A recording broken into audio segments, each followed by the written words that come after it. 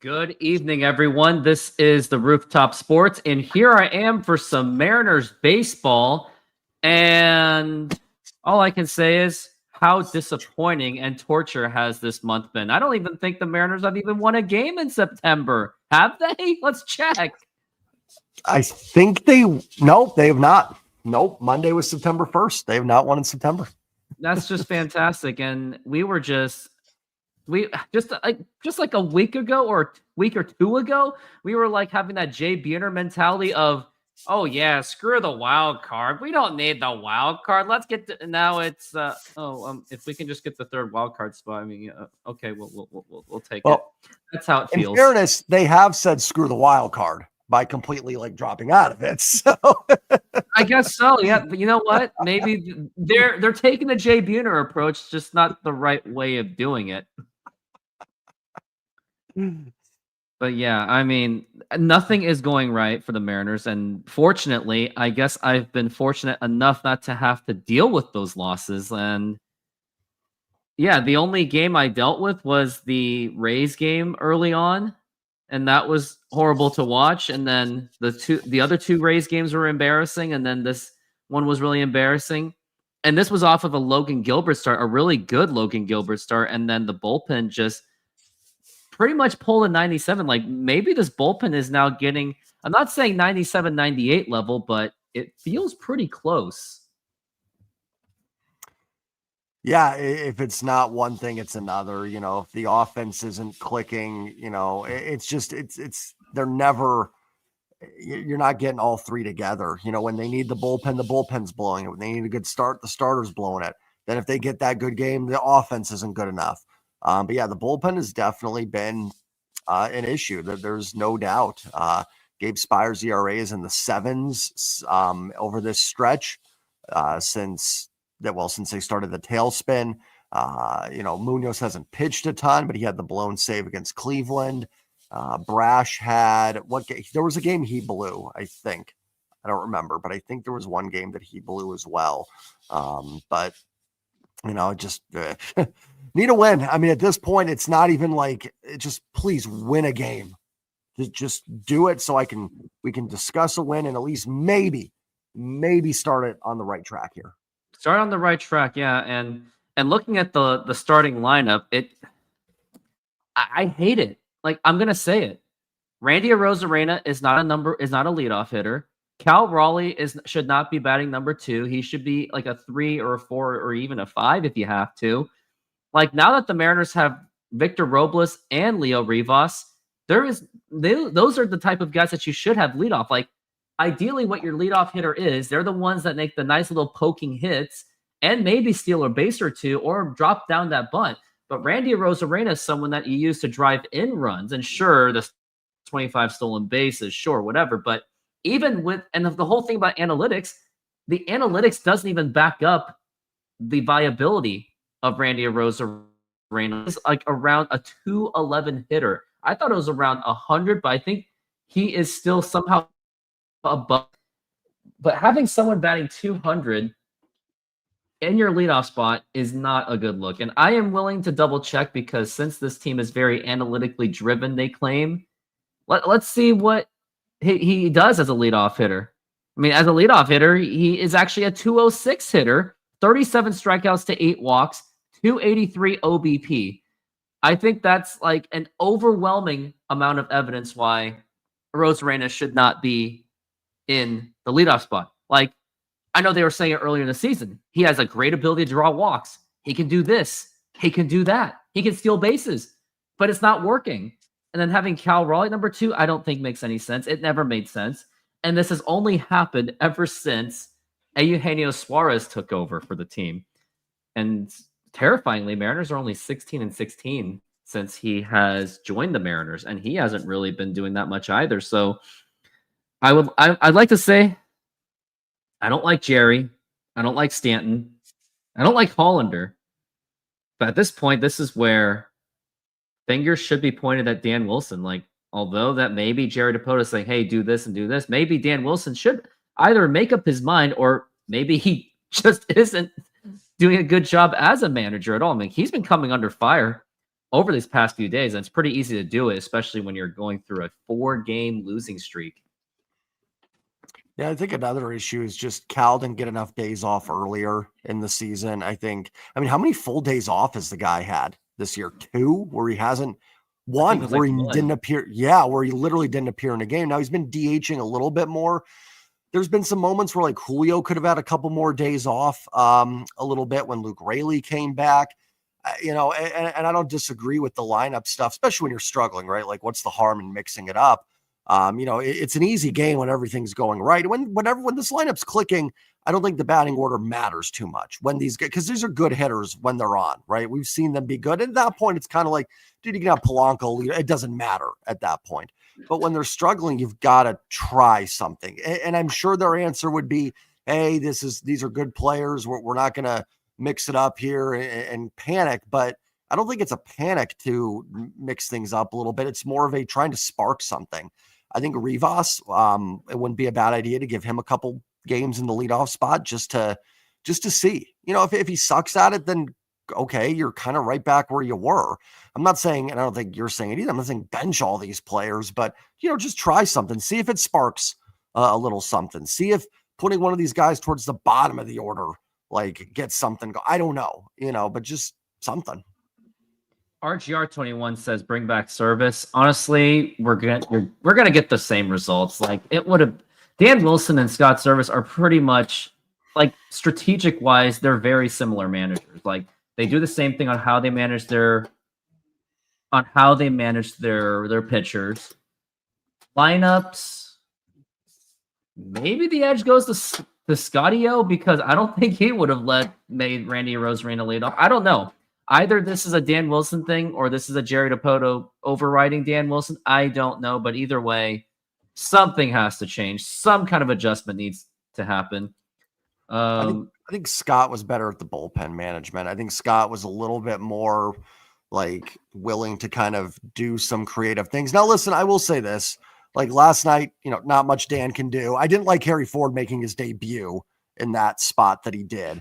But he's also was down 2 guys with Naylor and Robles being out. That makes it tougher. And Spire was the right call with that pocket of lefties. Spire just failed. So it's everybody. I mean, I don't disagree. I haven't been a huge fan of Dan. Seems like a really good dude. Rooting for him. Would love to see Dan be the guy. But it's been a collective effort, all around. The players have got to be better too. So I think the blame goes everywhere. I'd put on Dan a lot of like, where's the energy? Come on, like show it. But same things happen with Scott, right? That was one of my big issues with Scott last year. It's just the team was flat. And when they needed to be, show some heart, some effort, or more of it. Yeah, I mean, what's even more insane is Cleveland and Tampa were pretty much out of contention. It seemed that it was over for them. And now all of a sudden, they are very much in contention, which makes it for a much more congested. Like, it's so bad that look at Guardians and the Rays. They brought everybody back in, and now the Guardians and Rays at this point, is a tie even possible? Like, is it possible for them to tie each other rather than who do we cheer for on that one? I mean, but end of the day, no matter how these other teams do that, are just barely behind us. Like, Texas is barely behind us. Kansas City is barely behind us. Tampa is barely, and Cleveland. But at the end of the day, Mariners got to win these games, because if they are going to have to depend on everyone else, then they should not be in the playoffs. Just like the Seahawks last year when they had to depend on 5 teams to make the playoffs. But my biggest debunk was you shouldn't have lost to the Giants at home. Yeah, they were clearly a tanking team. Exactly. There's always something. It's, listen, I'm all for hey, let's scoreboard watch and see, but it won't matter if the Mariners don't win. And to your point, the Seahawks, right? Like, hey, was I rooting for the Cardinals over the Rams in that game? Of course, I wanted the Seahawks to get in, but I don't rely on the Rams. Beat the Giants and it doesn't matter. So if the Mariners are going to not win baseball games, it won't matter who's back in it, because I do know one thing: 73 wins will not get you in. 83 might, the way it's going, but 73 will definitely not. Looks like it was just lost Bobby Witt Jr. So I think there's a breaking news there. I think he was removed from the game yesterday. I think he's fine. I think it was like a cramp or something. I could be wrong. Maybe something bigger came out today, but I thought Back it was something spasms. minor. Yeah, it wasn't anything, I don't think, too. Not that we are hoping for things, and we shouldn't, because if a team has to depend on an injury to make the playoffs, then think about it this way. Even if Mariners made the playoffs because everyone else got hurt, then that I would still say that would cheapen the legitimacy of making the playoffs, especially if Mariners have to depend on anyone. So at the end of the day, still got to win those games. They got to learn how to win on the road. And the Mariners have also done an excellent job just pretty much debunking themselves on T-Mobile Park, quote, being the problem. I mean, do the Mariners score less runs at home? Of course. But do they win their games at home? That's where it matters. And then on the road, sure, their offense might be a little bit better, but guess what suffers? The pitching suffers at an astronomical level. Yep. Even the 24 team had their problems. Mm-hmm. Yeah. And this year it's just been even more. I mean, to the point where the pitching just overall has not been good. But I think we're ready for baseball. Maybe a win. It'd be nice. I just want one, please. Just. Well, how about this? We could use some of these too. All right, guys. Goodbyes only. Don't forget it. Stop it. Thank you.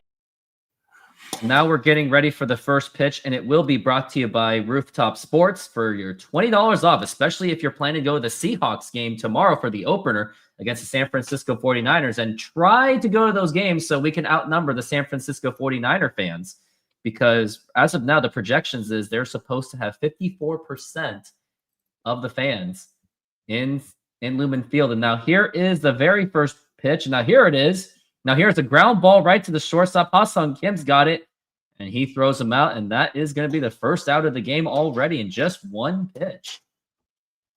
Just trying to get it over with quickly, apparently. I do respect that. If they're going to lose, make it quick.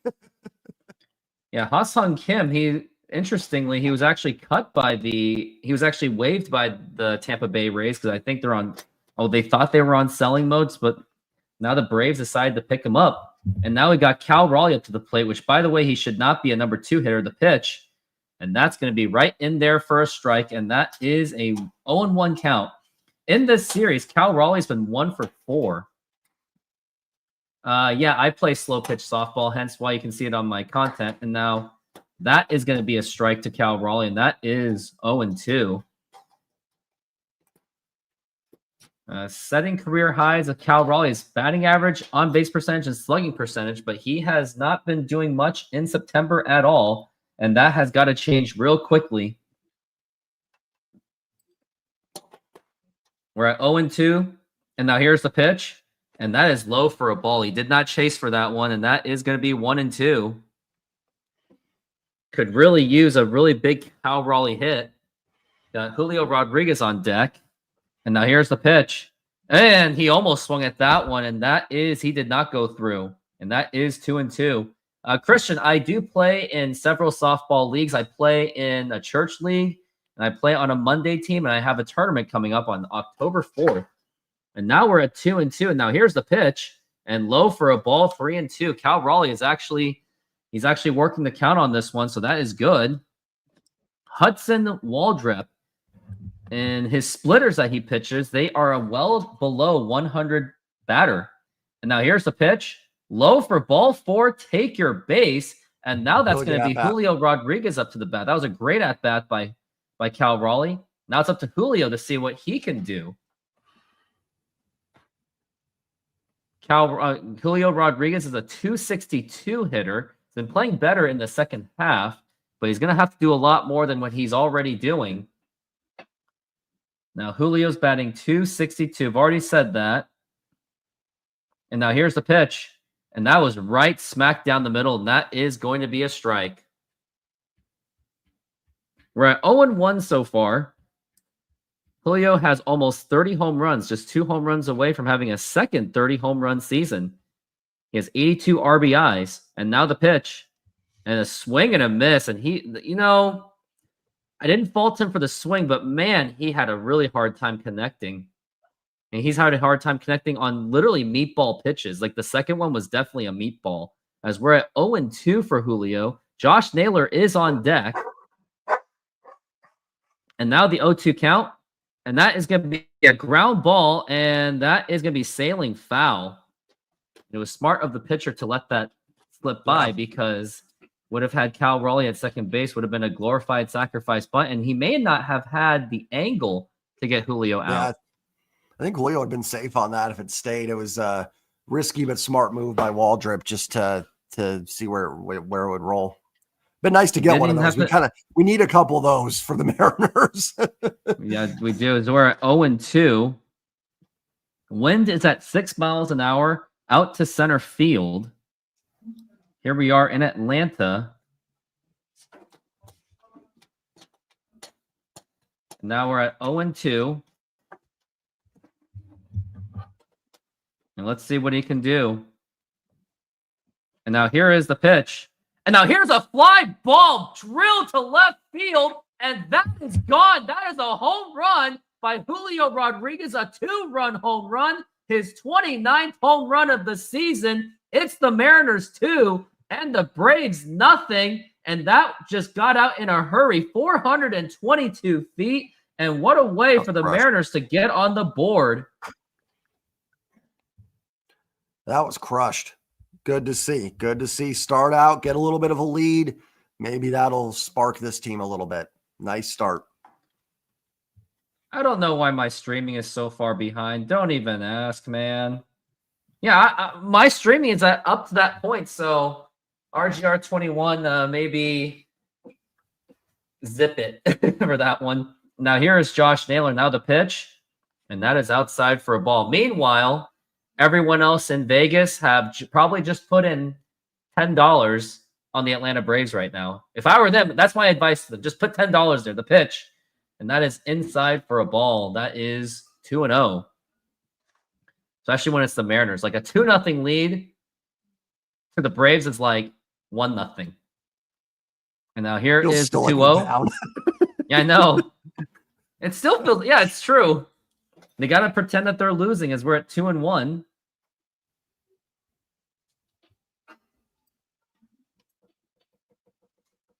And now the pitch. And now it's going to be a foul ball.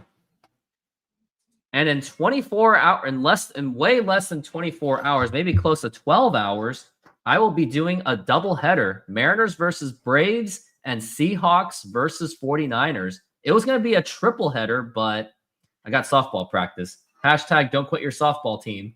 Don't quit your hobby job. Yeah, don't quit the hobby and don't quit your day job as we're at 2-2. And now the pitch way outside for a ball, 3-2. And also, in actually 27 hours or so, or 29 hours, there will be the fantasy hockey lottery as we're at 3-2. And now the pitch, and that's going to be popped up and fouled. And we have actually added 2 players due to the success of last year's hockey league of 8 teams. It's now expanded to 10. And one of them is a full-blown Canadian guy who knows his hockey. He lives and breathes, so the competition will be much more fierce. As we're at 3-2, the pitch, and that's going to be a ground ball foul. As of now, he is pretty much the team to beat. So my third place semifinalist finish may not happen for next year, as we're at 3-2, and now the pitch, low for ball 4, take your base, and now it's going to be good vibes only up to the plate. Really good at bat there too, spitting on the splitter. Outside of Randy, Cal, Julio, and Naylor with 3 of the better at bats we've seen in a while from this ball club. Mariners have won 7 of their last 9 games versus rookie starters. The only losses were Nolan McLean and Tomoyuki Sugano. Now here's Gino Suarez, and now the pitch. And that is a swing and a miss. Now, going back to that home run, maybe Julio did hear me of like, man, he's just not hitting those meatball pitches, and then he hits one as we're at 0-1. And now the pitch.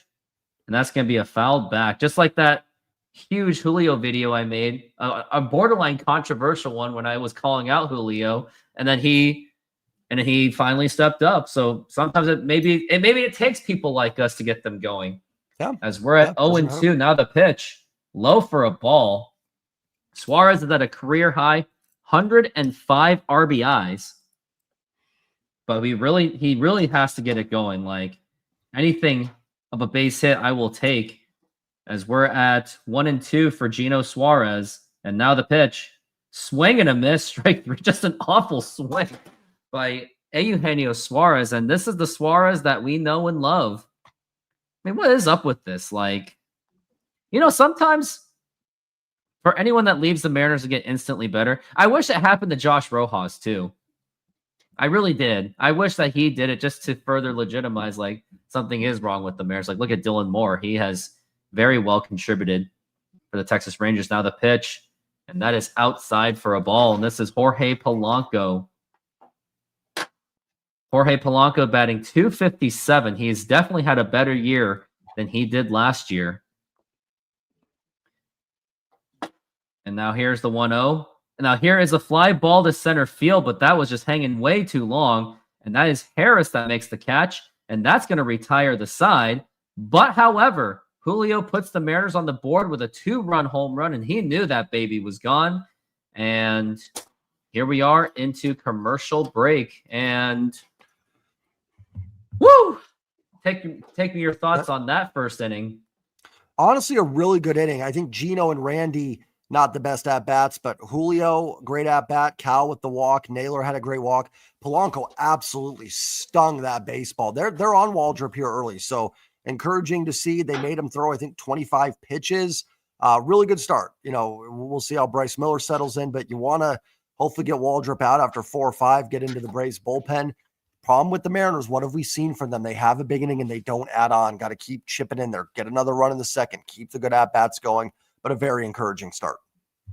Encouraging start, but it also further validates that the Mariners are a live and die by the home run. And looking at Bryce Miller's numbers of what he does when he pitches, I'm trying to see what he does of majority of his fastball, because he does pitch quite a bit of fastballs more than pitches anything else.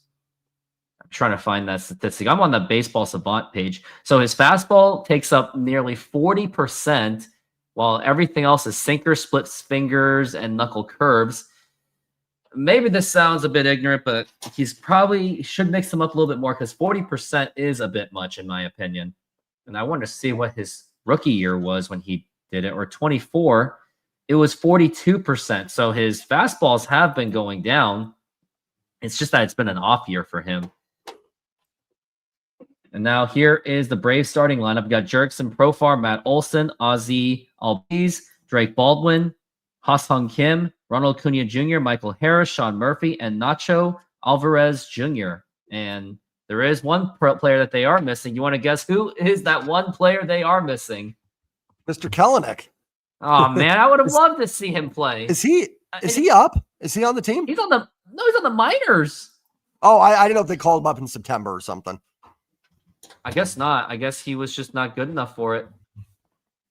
Pretty disappointing to see that. And then we got Bryce Miller, who has a strike so far. He is 4-5 with a 5.71. This is the Jurickson Profar, the pitch. Now here's a ground ball right to Naylor, and he goes to first, and that will be in time to get the out.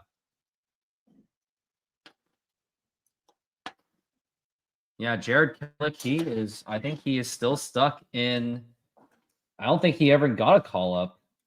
And if he can't get a call up for September for a team that's not even like really in playoff contention, that's pretty sad. Yeah. Yeah.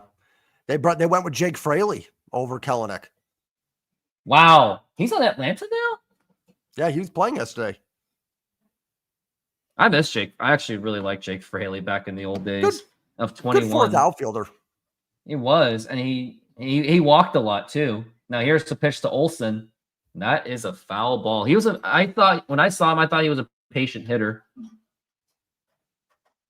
But yeah, looking at Jared Kelenick's numbers, it's brutal to look at. Like in minor leagues and AAA, in 92 games, only 4 home runs, 28 RBIs, batting .218 with a .290 OBP. Ugh. As we're at 0-1. It's very disappointing. And now the pitch. And that is going to be inside for a ball. Royals up 4-0 on a Salvador 3-run bomb. So the Mariners have got to win this game. Yep. as we're at 1-1. Game back. And now the pitch. Now here's a liner to left field, and that is going to be a base hit.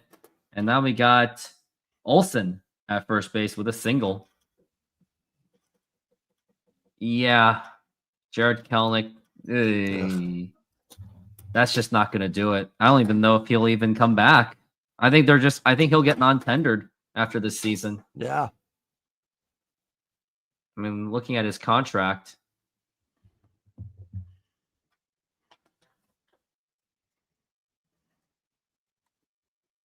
And now here is Ozzy Albies up to the plate. And now the pitch. And that is going to be missing it for a ball.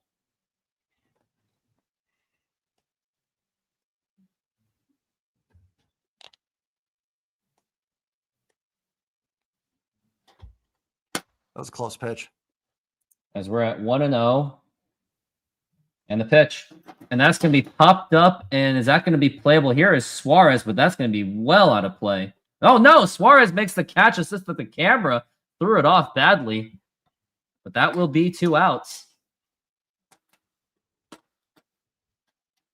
Good start here. Finish up this inning, and we're all in a positive direction, at least for inning number 1. Good vibes only. So Kelenic is at $2.3 million. He has 3 more years of arbitration. Given the year he has had, I think he's going to get non-tendered. I don't think they're going to keep him. And now here's the pitch, and that is a strike. What if the Mariners bring back Kelenic? That seemed to be a very Seattle thing to do. But the thing is, the outfield is pretty much congested. Randy Arozarena, assuming he takes another year of arbitration. Julio Rodriguez is Julio Rodriguez, and Victor Robles has it pretty much locked down as long as he's healthy. And even if he's not healthy, they still have Luke Raley to hang around. And Canzone, Las Montez is just on the way, so there's really no room for him. I mean, you could do like a spring training invite, something like that wouldn't be the craziest thing, but I just don't see 1-1 any spot. He's just done. I mean, and don't forget like the Instagram post that when he threw shade at the Mariners. Like, I agreed with him; he was not wrong about it. But when you do those kind of things, that's how you burn bridges. Because we're at 1-2 on Drake Baldwin, and now the pitch, and low for a ball. And Bryce Miller really tried to sell it to him to make him swing for that. Ryland Thomas deserves the spot before him at this point. Absolutely. 100%. Yeah, I don't disagree with that at all. As we're at 2-2. And now here's the pitch. Swing and a miss and hit the dirt, but going to first base. And that is going to retire the side. A good inning for Bryce Miller, with the exception of a little single. Next 3 batters, J.P. Crawford, Victor Robles, and Leo Rivas. I'll be very curious of how Victor Robles, who's coming back, how he does, and Leo Rivas, how he does. And it's been a pretty tough, difficult year for Victor Robles. After last year, when he had finally found his spot in Seattle, then going into 2025, he made that amazing catch, but it pretty much just took him out for a majority of the season. Then he finally gets his rehab opportunities. He gets hit 5 times. Then in that 5th time, he just snapped and threw the bat. And I get it. Like, there's a strong case that those other 5 pitchers should have maybe been held accountable, especially but I don't know. But no matter how bad it was, as a professional baseball player, and as someone that plays softball too, when stuff like that happens, like, for example, if someone's making fun of me in softball, saying I stink or whatever, or taunting me, there's one thing you have to do. You have to restrain yourself. When you do things like that, that's where you're showing weakness. And unfortunately, Victor Robles just shouldn't have thrown that bat. Now, I get it. I think we all get why he threw a bat. Like, he was just frustrated. But at the same time, you got to keep your composure. I mean, yeah, sure, he got the appeal to make it reduced to 3 to 7 games. But at the end of the day, don't be throwing bats. That's just not the right way to do it. I'd rather see you charge the mound, honestly. Like, go out there man to man and do it. But yeah, you can't Can't chuck your bat. It's a weapon at that point. I think if he had just charged them out, maybe it would have been 5 games down to like 2 or 3 with the appeal. But when you throw an object, a very dangerous one, that's going to be an easy 10 game right there.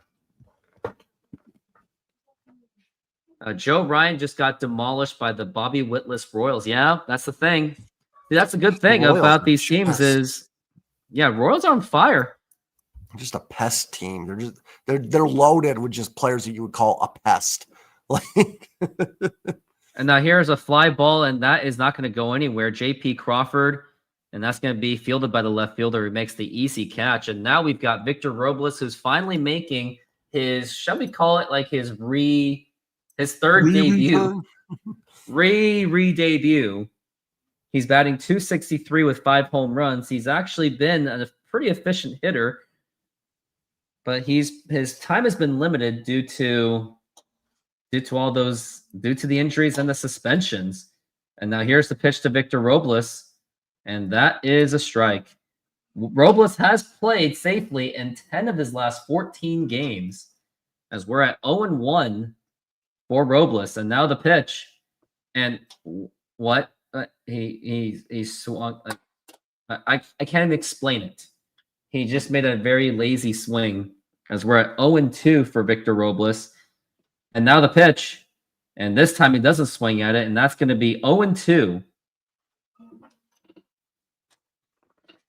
Don't know what his thought process was when he was swinging at that one. Maybe a brain fart moment. Now the pitch, and check swing. Did he go? He did not go. That's going to be 2-2. Robles got his 3rd season debut before Harry Ford got his first start.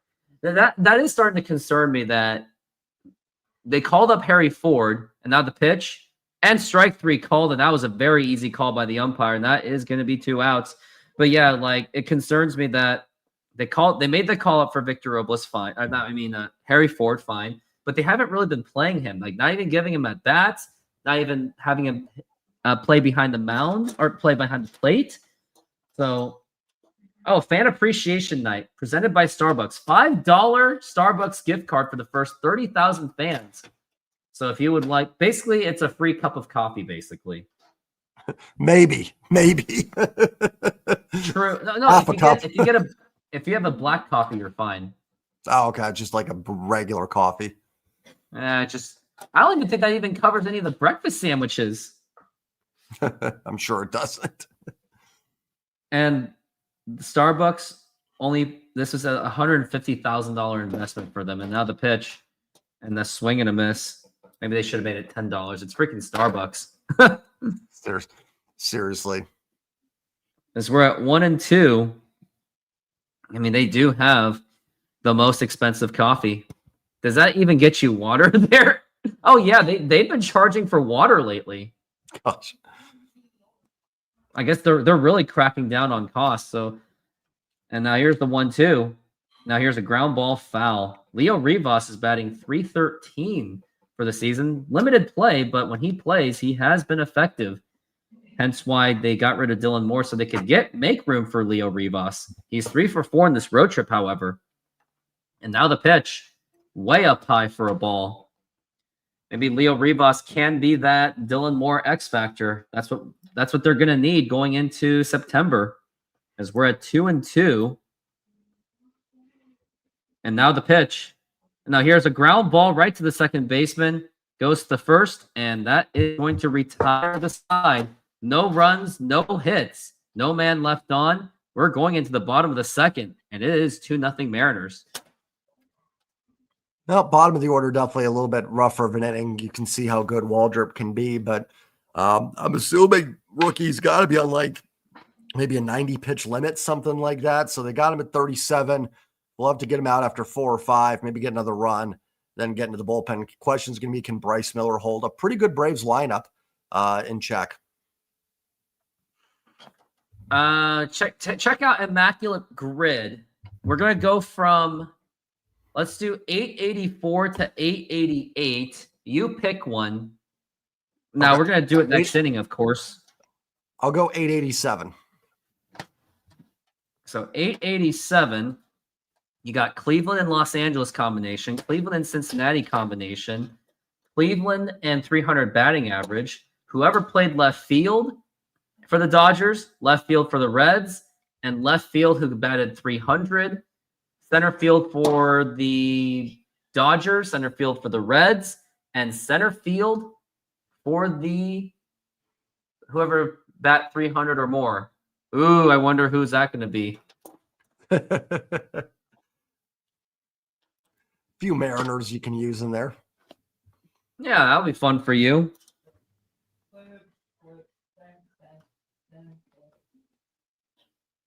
And it looks like Bobby Witt Jr. is actually in one of my competitors for the Fantasy Baseball League.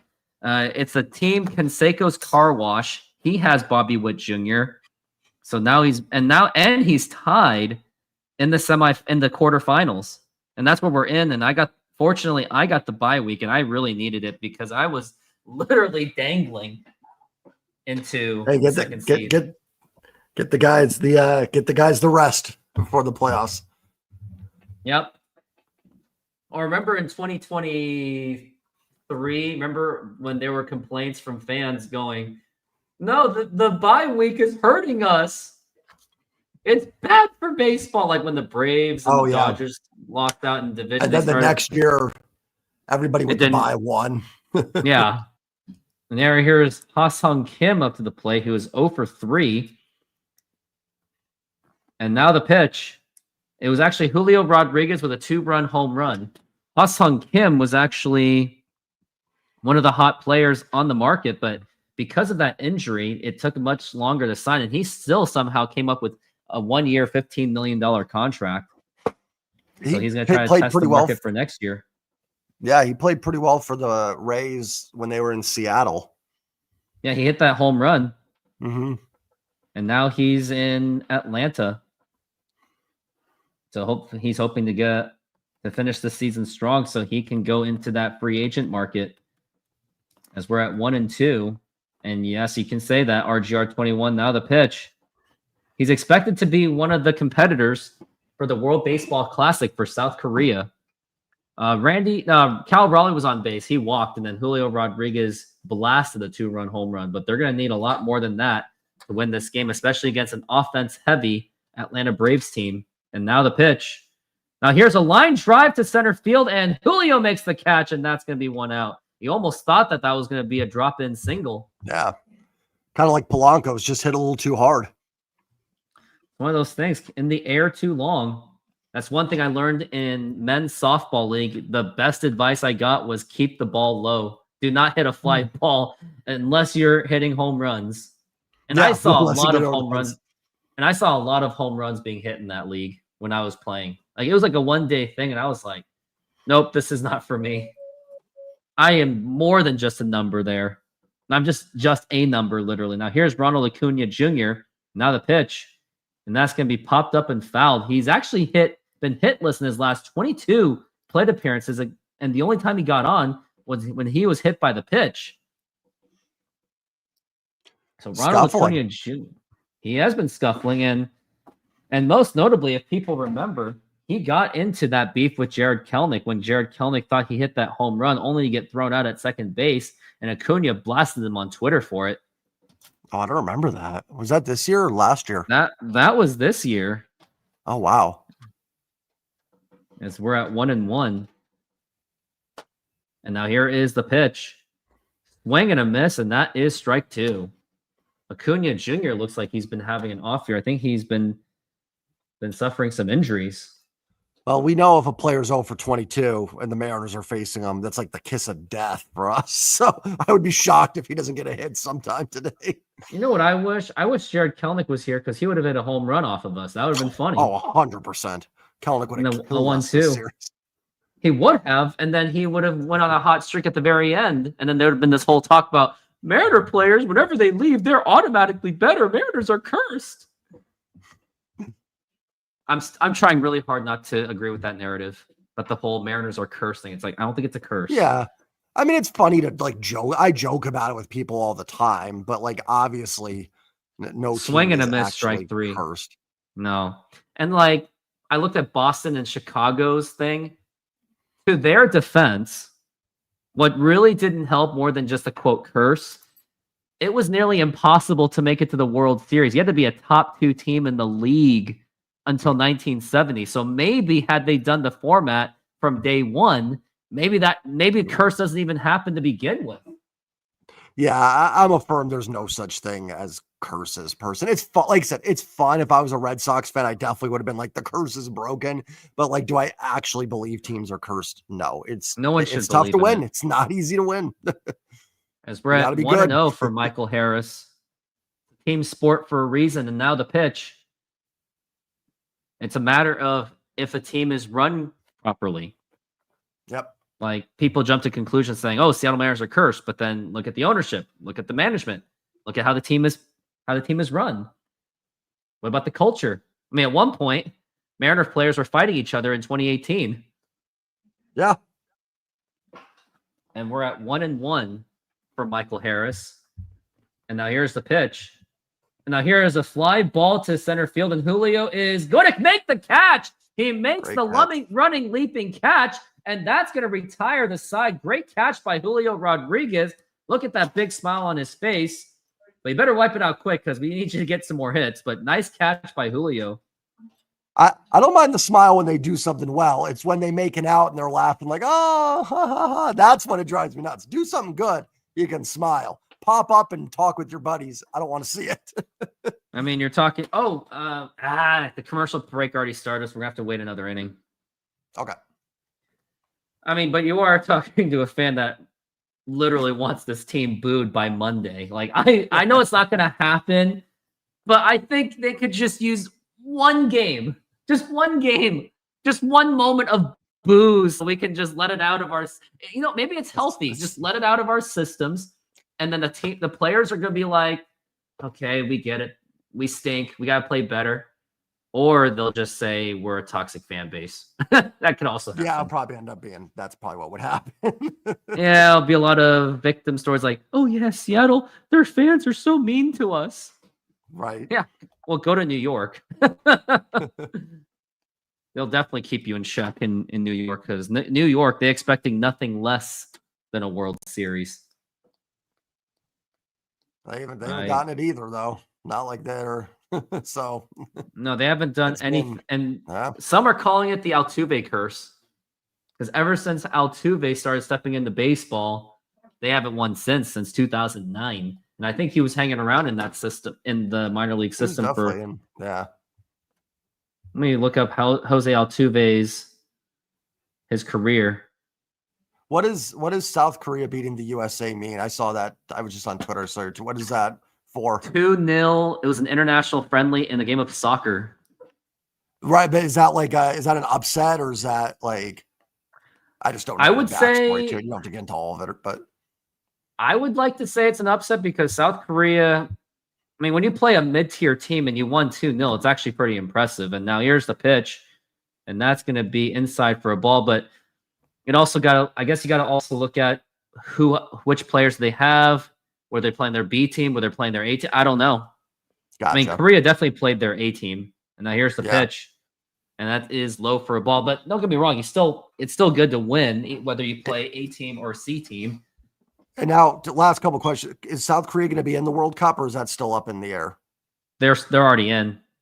Okay, they were in as of June, and USA is automatically in. Yes, they're automatically in. Right? Okay. Yeah. Now it's all about the European teams, the South American, basically everyone else but Asia and USA, Mexico, and Canada. The pitch, and that's going to be ball 4. Take your base, and Randy Arozarena gets a walk finally.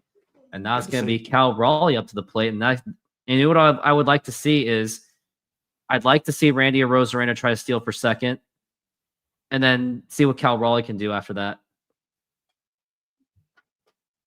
Yeah, good catches by Julio. Julio's been having a really good game so far. Yeah, he has, offensively and defensively. Next week, I'm actually considering to go to the Mariners-Angels game for Saturday. I just want an excuse to go to Chinatown, eat Chinese food before a game. There you go. And now here's Cal Raleigh up to the plate. And now the pitch. Last week, I was actually at the Storm basketball game. I went to Chinatown, of course. Then I went to GameWorks, and then the Storm game, and then rode scooters throughout the night. GameWorks is closed down out here. Oh, yeah. Are they? I didn't even know. I thought Yeah. GameWorks was just a Seattle thing. Now here's a liner and foul. Unless it's a different GameWorks, like an arcade type place.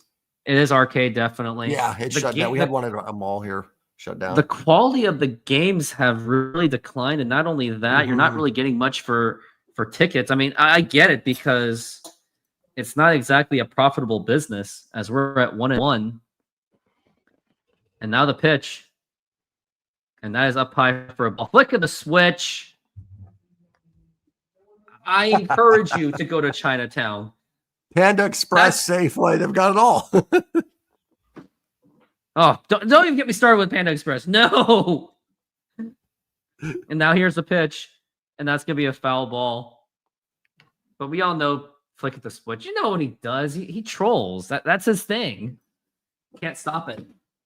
And not that I should, as we're at 2-2 for the big dumper Cal Raleigh. He walked last at bat, which led up to the Julio Rodriguez home run. Safeway's American delis are pretty good. Their chicken, I like their chicken. Their chicken and their JoJo's are good. I'll give them that. As we're at 2-2. And don't even get me started with PF Chang's either. That is not Chinese food. And the 2-2. Low for a ball, 3-2. So it's going to be a full count.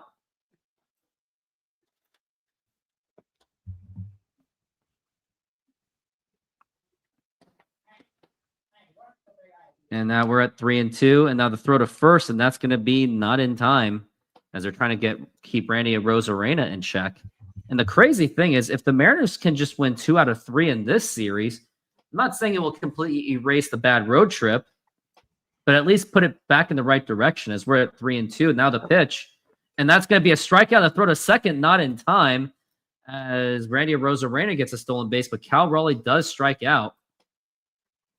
Now it's going to be 1 out. But the good news is that means Julio Rodriguez doesn't necessarily have to hit the home run. He just has to poke it somewhere. Really want to see the team add on too. Waldrop's going to be tough. You can get that 3-run lead up to 4. You're sitting pretty good here. Really want to get this running. Really do. And also, you know what? Maybe I don't want a home run. I'd rather get a single because that can show that the Mariners are not going to live and die by home runs. And now here is the pitch. And that's going to be a fly ball foul. Now, yep, Julio is going for it. He really wants that second home run. But you know what? Go for the cycle or something. Change it up. I'll take a triple. Yeah. Julio's first career multi-home run game was actually at T-Mobile Park against the Atlanta Braves on September 11th. Now the pitch. And that's going to be a foul ball. And I think that was also the game where the Mariners did win that game on... They had like a crazy 5-run lead, and then they blew it all. Julio hits the home run, and then Eugenio Suarez ended it with a walk-off home run. It's crazy to think that that was 3 years ago. Literally 3 years ago. Yeah. And it was that game. That was his first multi-home run against the Braves, and that was the game with the walk-off by Suarez, as we're at 0-2 for Rodriguez. And now the pitch. Oh, and that hits Julio, and I hope he's okay because he looks very shaken up, and now that's going to put a runner on first base, first and second. He looks okay, but maybe it was more like a sting more than it hurts. Never want to see those.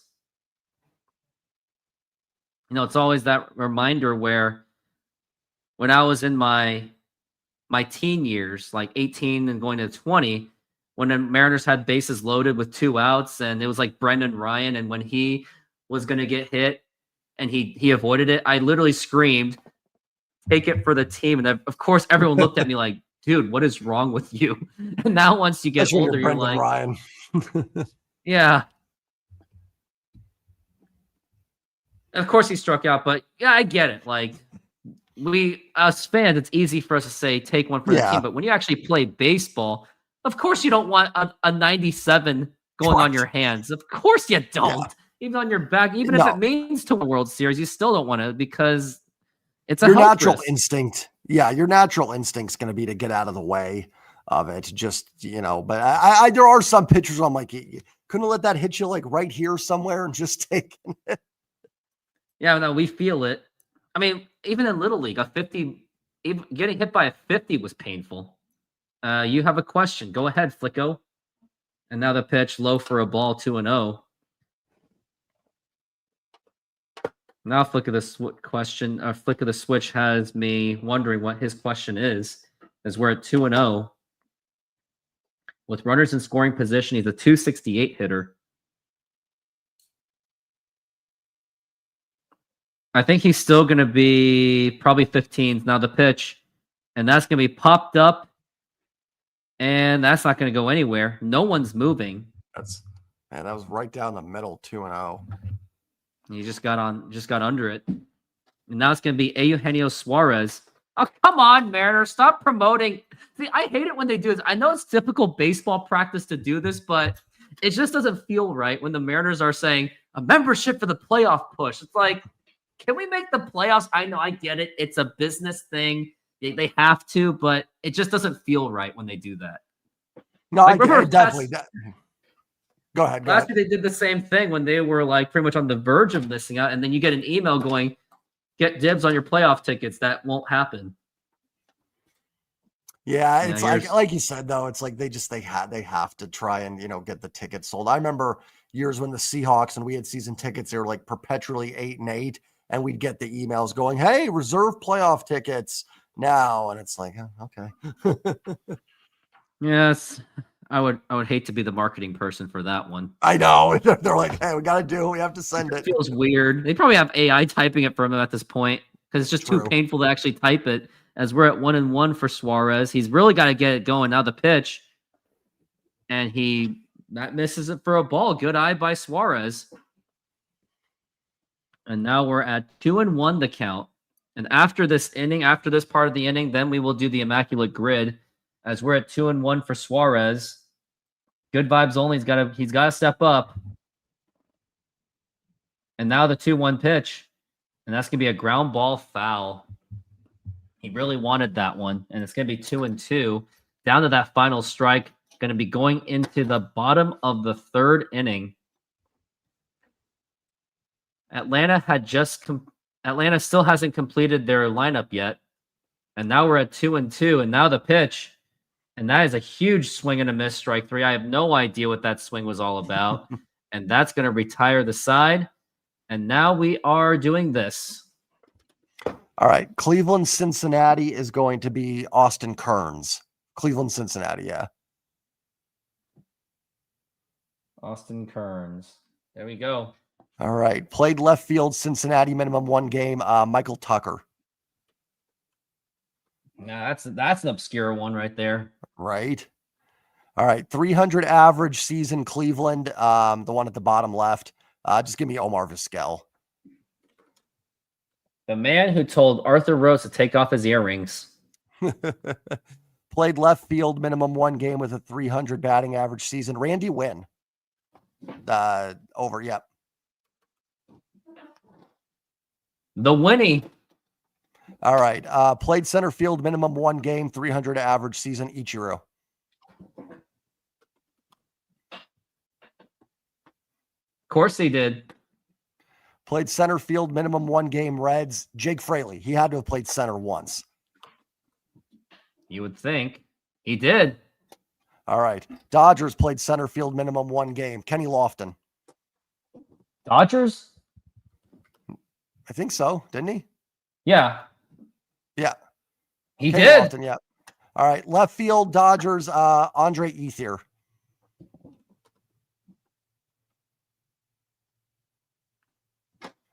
Cleveland and Dodgers. Oh my gosh. Marlon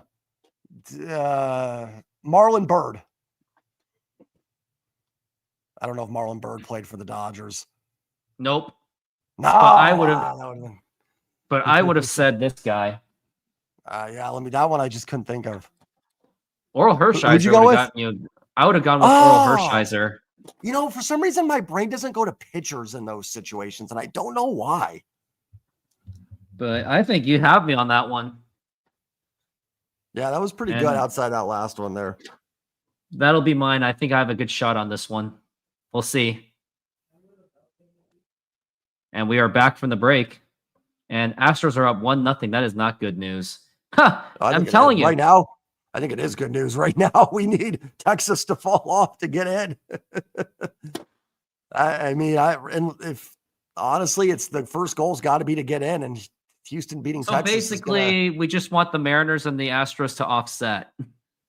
That's what we Yeah, want. I mean, listen, if the Mariners were winning, I would say, Houston losing would be better. But with the Mariners struggling, I will take Houston winning. That's what they've done. Let's see who's on that lineup today, too. And now here's the pitch. And that is low for a ball. And also, maybe it does seem out of reach because Alvarez is back on the team. And he has been hitting a couple bombs there and there. But they don't even have Corey Seager.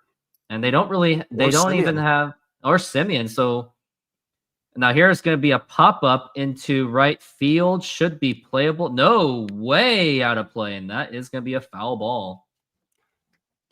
I mean, if the Mariners can win, if I trusted them to go on a run, I agree. I think you'd prefer Texas to win. I don't. So it's like my brain goes to what's the easiest path to the playoffs? It's probably Texas losing. Pretty much. As we're at 1-2, and now the pitch. Swing and a miss, and that is strike 3. Rangers are playing on house money. They're talking to Harry Ford's father.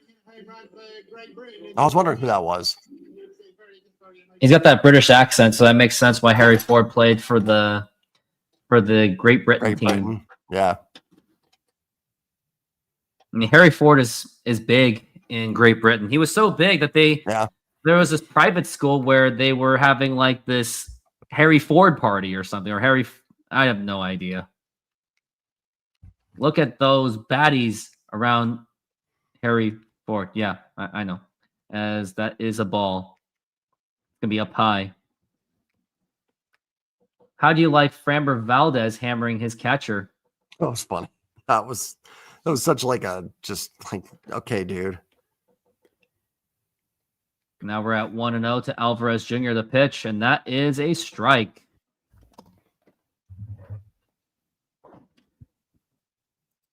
They'll fall off as soon as they have a harder schedule. The Royals are the team to worry about. Yeah, Bobby Witt Jr., never underestimate him. But he is injured for now. Now the pitch. That is going to be outside for a ball. Yeah, and the Royals play the Mariners 3 times, so definitely probably Royals. I mean, every team scares me right now the way the Mariners are playing, but the Royals probably have the better path because they get to play the Mariners. Texas doesn't, but I mean, they should all worry us. It's just Mariners got to win, like how we said at the beginning of the video, right? Got to like, win the games. The team doesn't win. I wonder if that's Harry Ford's father's wife too, because I mean, Flick of the Switch makes a good point that there is a lot of ladies around him. Could be a Coldplay moment. Poor Cesar Salazar spent the whole season on the bench just for Valdez plunking him into the scene in the highlight. As we're at 2-2, way outside for a ball. 3-2. You know, if the Mariners miss the playoffs by 1 game and it's because of the Dodgers, you know there's going to be a huge outrage on the scheduling format, and I'm going to be like, "Well, you should have won your games earlier." The only beef I have is that the Astros got to play the Rockies 6 times. Like, I don't know how. Now here's a ground ball, like, and that's now, my only wait, beef. they got to do that? And Yeah, throw the first they got 2 series what? against the Rockies. How is that even possible? Yeah, I do have a beef with that, but to your point, the rest, I mean, everybody's playing the Dodgers, so it is what it is. Yeah, and they're showing Harry Ford's highlights from the World Baseball Classic. Yeah, I would really like to see him get more opportunities with the Mariners, especially with Mitch Garver not playing right now. And that he's not that good. And now here's the pitch. And that's going to be a strike. But you would think, like, I don't know. Because Harry Ford, it's very unclear what they're going to do with him, especially with Cal Raleigh's already the catcher. And they already tried to experiment him in other positions, but they just haven't worked out. And that's going to be a foul ball by Profar. Yeah, if you want a third catcher, that's fine. But then if you're not going to use him at all, just like bring up a Blake Hunt. I don't even know if he's still in the organization, but guys like that, because that's fine. Third catcher makes sense. But, like for Harry Ford, he should be playing a little bit. I can get the at-bats aren't there. Then why'd you bring up Harry Ford? Yeah, I don't get that either. Like, why have it rot? Like at that point, they should have just brought up Ben Williamson at that point for at least for defensive Mastrobuoni. purposes. Exactly. I really thought they were going to bring up Master, and I think they should have brought up Mastrobuoni. Sure, he's not good, but he's not terrible either. As we're at 1 and 2, the pitch run for you. Yeah, he can pinch run, but that's what they're using with Leo Rivas. So I don't know. And in terms of fielding for Harry Ford, he's only played catcher and designated hitter. He tried outfield in those 8 games and committed 3 errors. And now the pitch. That's going to be a foul ball, 2-2.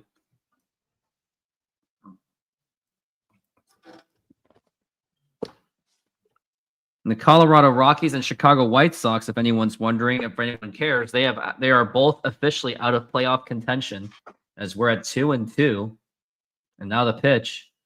And that's going to be popped up again. Is that going to go anywhere? And Cal Raleigh makes the catch. He had to sprint for that one. And he hustles to make the catch, and that's going to retire the side. And I mean, look at Cal Raleigh. He does look at that. He's sweating. I think if the Mariners have a sizable lead, like let Harry Ford play. I don't know. Give him a couple at bats. During Tampa, they should have had him catch a few innings once it got to 10-2. In Tampa, there was no reason not to. Yeah. And then my turn. I'm just going to see if I can do it without... Okay, let's do this. Who only played for one team. Ooh. Edgar Martinez. Oh, good call. MVP, only played for one team. Cal Ripken Jr. 40 WAR, played for only one team. Yeah. Whoever was rookie of the this is actually kind of weird. Oh. Ichiro. There you go. 40 WAR.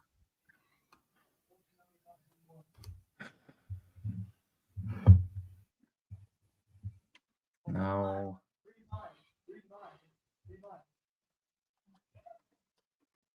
Alex Rodriguez.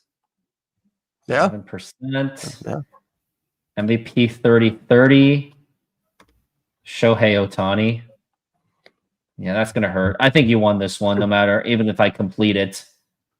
You just happen to have, yeah. It was a 100 RBI in his rookie year. Doesn't have to be in his rookie year. Just had to have a 100 RBI season and have one rookie of the year. Super Mario Day.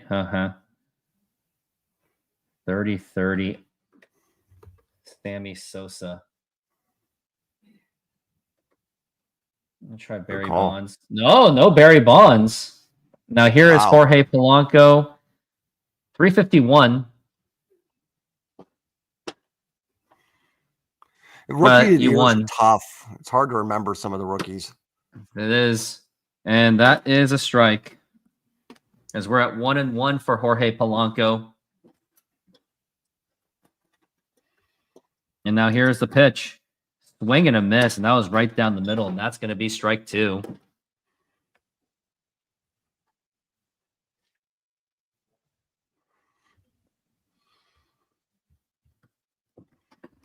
As we're at 1-2 for Polanco. And now the pitch. And just misses it for a ball. Just misses is an understatement.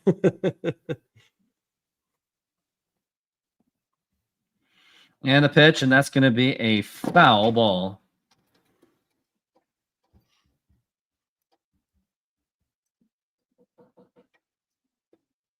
We're at 2-2. And now here is the pitch, and that's going to be a foul ball.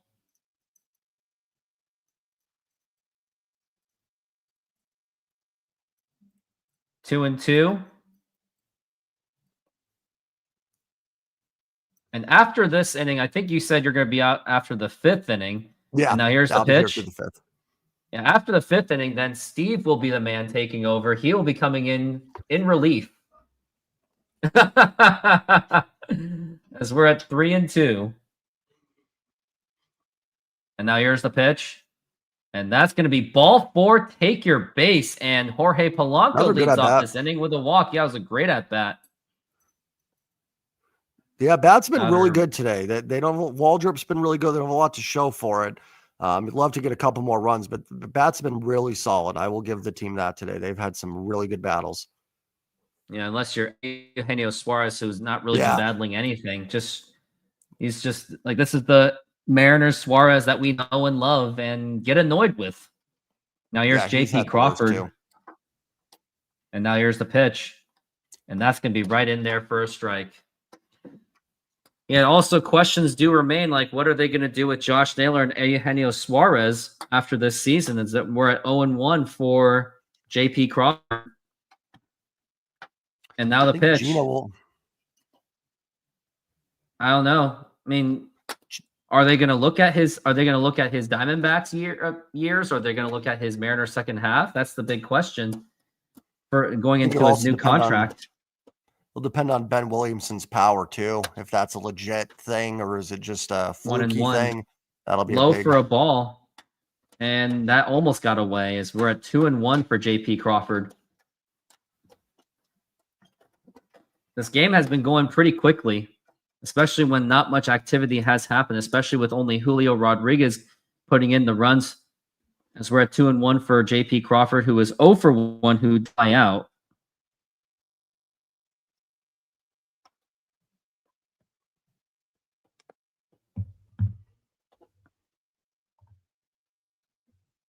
And now here's the pitch. And that's going to be a foul ball again, 2-2. I'm not really worried about either way. It's been really not exactly paying themselves into a huge contract. Like, yeah, Suarez, he's not really helping himself. But he's up there in age too, so let's not forget about that'll that. factor in. 2-2. Throw back to first, not in time. Jorge Polanco is at first base. And this is a good inning for the Mariners to really get it going because they're gonna need more than 2 runs to win this game, especially against the Atlanta Braves. As we're at 2-2. And now the pitch. Outside for a ball. And also we met. The first time we met was when we were doing a preview for the Atlanta Braves series back in 2023. So a lot of history Yeah. between Mariners and us. Yeah. Julio Rodriguez Braves. first multi-home run. Yeah. As we're at 3-2, the pitch. And that's going to be a foul ball.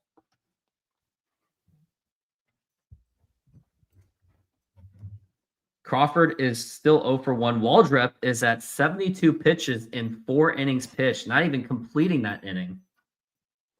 So the Mariners have been working on him. As we're at 3-2. Yeah, Mariners are barely hanging on to the playoffs. And now the pitch. Now here's going to be a ground ball. That's going to be double play ball. The second to the first in time for the double play. And that's already going to be 2 outs.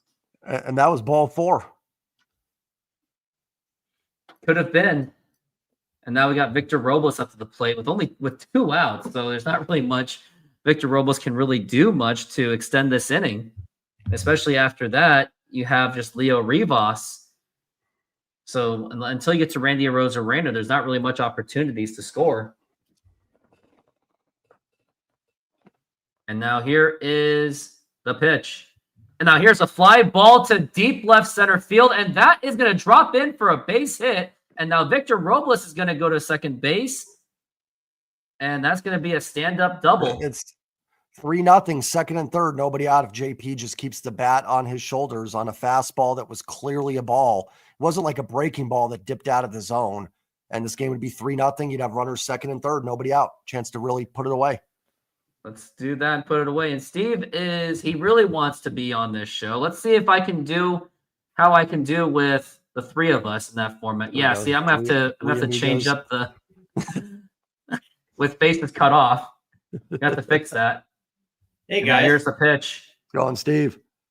yeah, it's going good, man. It's going good. Looks like I caught the M's in a good spot here with Victor Robles putting one in the gap there. So yeah, but I was actually listening to you too. I was hearing you talk about JP Crawford, and I was watching that. I was kind of curious about that as well too. But you're absolutely right about that. It's a shame too, right? It's taking advantage of the opportunities that are giving to you, right? One of the things that kind of shocks me, even over the course of the last couple of years, is this team still does not take what pitchers are willing to give them. Yep, 100%. Yeah. And we're seeing it this month, especially. I mean, that inning is a microcosm 0-2 of it. pitch. Swing and a miss, strike 3, and that is going to retire the side. Going to go in the top of the 5th inning. Just a quick strikeout by Leo Rivas, leaving Victor Robles at second base. And how was this? By the way, I got to be the first one to admit that I haven't really been paying attention to the Mariners. I wouldn't say over the course of the entire season, but over the course of the last month. It looks like they're still in a wild card spot, but it looks like things are kind of slipping away. So what's been the issue over the last month, or what's not been the issue? Just out of curiosity, I don't know.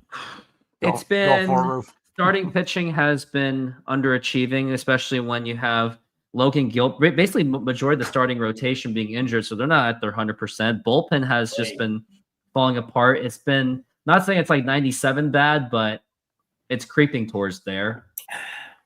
And the Mariners are just not winning at their games on the road either. And so much for this whole T-Mobile Park ballpark suppression, but they're not paying it. But all those T-Mobile Park complainers, they don't pay attention to the fact that the Mariners actually win their games at home and they lose their games on the road when their offense is supposed to be better. Well, you and I were talking about this right before the deadline, and one of the things that, I mean, for as good as the deadline was, and I'll give them credit, like the last couple deadlines have actually been pretty decent, but understanding that the bullpen was still kind of a major problem, they didn't upgrade it. That you can overcome starting rotation issues. Even injuries, as long as you actually have a bullpen, the back end of a bullpen that's locked down, right? If you have 2 or 3 guys you can trust at the back end of the bullpen, that it's going to help you out of it. But the fact that they didn't address it, that to me was a little surprising. But that being said, man, historically speaking, in the context of this baseball team, August has never really been their best month. And so the fact that August was what it was. This is usually when the Mariners usually start peaking, is right when we get into September. Historically speaking, the Mariners have actually been pretty solid in September. So it's going to be interesting to see how these next 3 weeks are navigated. And if they're able to at least hold on to a wild card spot. Because I mean, when I look at the standings, I feel like they're still better than some of the teams that are still left in this race. But that being said, it's like, that's the beautiful thing. That's kind of the beautiful thing about baseball is you can go on a run as quickly as you can actually turn around on a 7-game losing streak. That's the thing. It's like baseball is that sport where, holy shit, that ball's crushed. Yeah, I saw that on the, here it is. And that is a fly ball drilled to right center. Forget about that one. That was just absolutely just bombed by Matt Olson. Home run number 22. That one got me out of a diatribe right there. But that's I liked it though. I was enjoying it. It was giving me some optimism. Actually, it's been a tough couple weeks, so it was nice to hear just kind of like some of it. So please keep going. Yeah, I mean that's the beautiful thing about baseball is the fact that you can easily snap out of streaks. Whether it's good or bad your season can turn on a dime. But that being said, one of the things that, at least from and this isn't just a Jerry Dipoto thing. This was also kind of the strength of Jack Zduriencik as well too, was the fact that we always seem to have good bullpens. And this is the first time in a long time that you're kind of looking at the back end, kind of like, yeah, I don't see exactly who you can trust at the back end of that bullpen. Now here is the pitch. And that's You're going to be a gonna need Piper it. ball. You can't. Munoz is erratic. Brash is wild. Spire's falling. Saucedo likes to dox Awesome. trolls on the internet. And now the Wow. 2-0. Where's Now here's David a fly Artsma? ball to deep left field. Now here's Randy Arozarena, and he doesn't make the catch. He drops the ball, and now that's going to be a double. That could be a double. That should be a double, and it is a double because Randy Arozarena was trying to catch it in a very unfundamental way. He was trying to catch it like this, which is exactly why in the movie Major League, remember when Willie Mays Hayes made that basket style catch? You know what happened? He took his eye off the ball. He just missed it. He took his eye off the ball. Yeah, and that's why when Lou Brown said, "Nice catch, Hayes. Don't ever do that again." At least Willie caught it. At least he caught it, though. But it's fundamentally, you still don't do that. But by the way, right, like if they fail to make the playoffs, it wastes Cal Raleigh's season, right? Cal Raleigh's an MVP candidate if they make the playoffs. He wins MVP. Yeah, like that. That's what I'm nervous about too. Yeah, You're but not you know gonna what's get another season like that. No. You can't. It's bad for our health. So the interesting thing though is it's like where's David Artsma? Where's Tom Wilhelmsen? Where are some of the prime JJ puts? Like where are some of the dogs that are traditionally known in the Mariner bullpen? The Jeff Nelsons of the world. The Kazuhiro Jeff Nelson, Sasaki's. Kazuhiro Sasaki, Shit, Edwin Bill Risley. Diaz, even Rafael Carmona for a split second. Rafael Carmona. Soriano. Now here's a fly ball to Soriano. deep right field, but Robles makes the catch and tagging at nobody is tagging. No, he did tag. He's going to third base. Dude, you're like that Rafael Carmona. Now you're going back to like 96. It is 96. That was like his only good season because he got hurt other than that. Dude, I remember when Rafael Carmona was playing for the Tacoma Rainiers, like in 95, 96. And he was living in the same apartment complex that my brother was at the time. So I always saw Carmona come and go. And it was kind of interesting, right? We used to laugh about it because he was kind of shit at the time. And he was trying to get back into the Mariner bullpen. It was actually kind of funny. Now the pitch. Well, in that movie, gotta love these guys. It points out that he was used in middle relief 52 times. Do you guys remember Edwin Hurtado?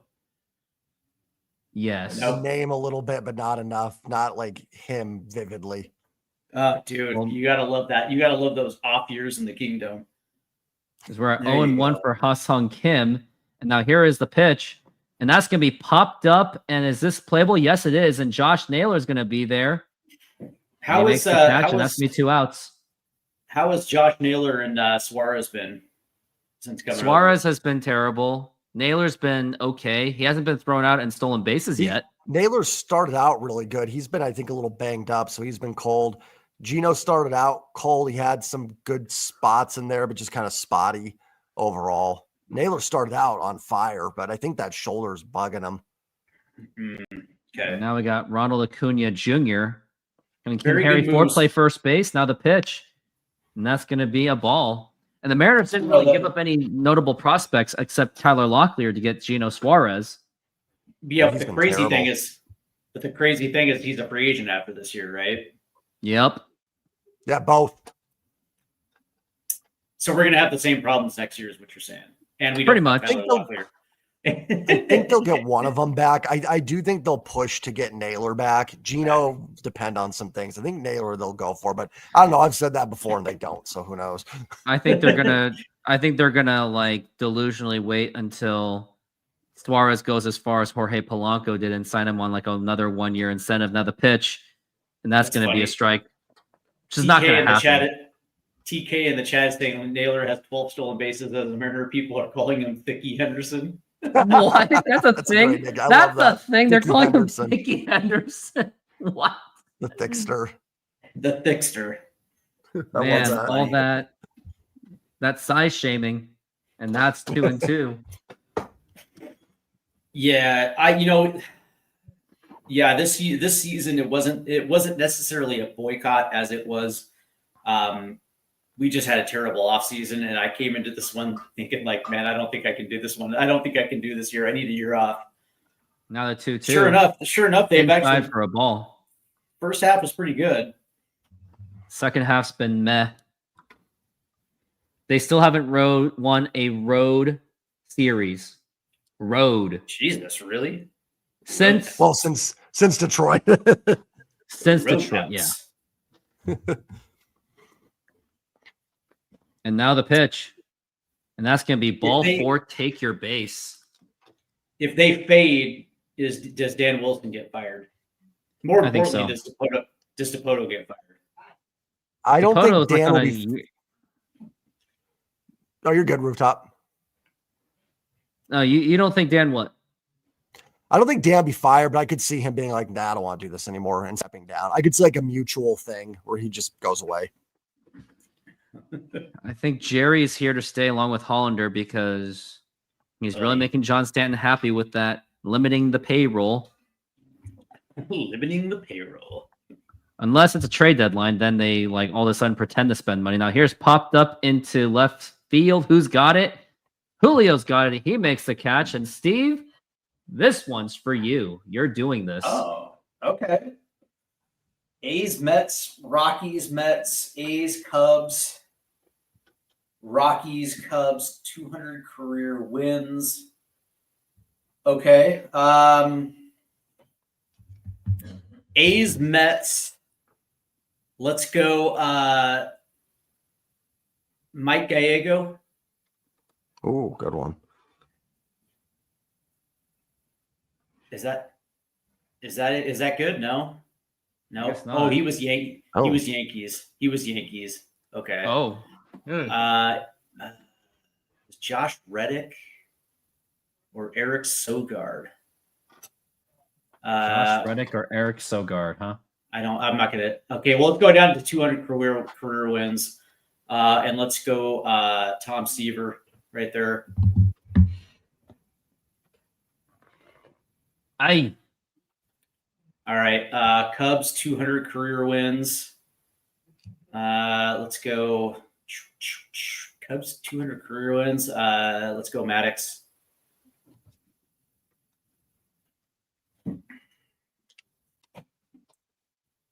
He was a Cubby. All right, let's go 300 ERA, 200 career wins. So was that sub 3 or Yeah, less than 3. Shit. Good question. Who had a sub 3 ERA with 200 career wins? Sandy. Sandy Koufax. who? Oh, Sam. Koufax. I was like, yeah, I should. No. No. Oh, I guess he never had more than. And I don't know if he had 200 wins because he didn't actually pitch that long. I don't think. How about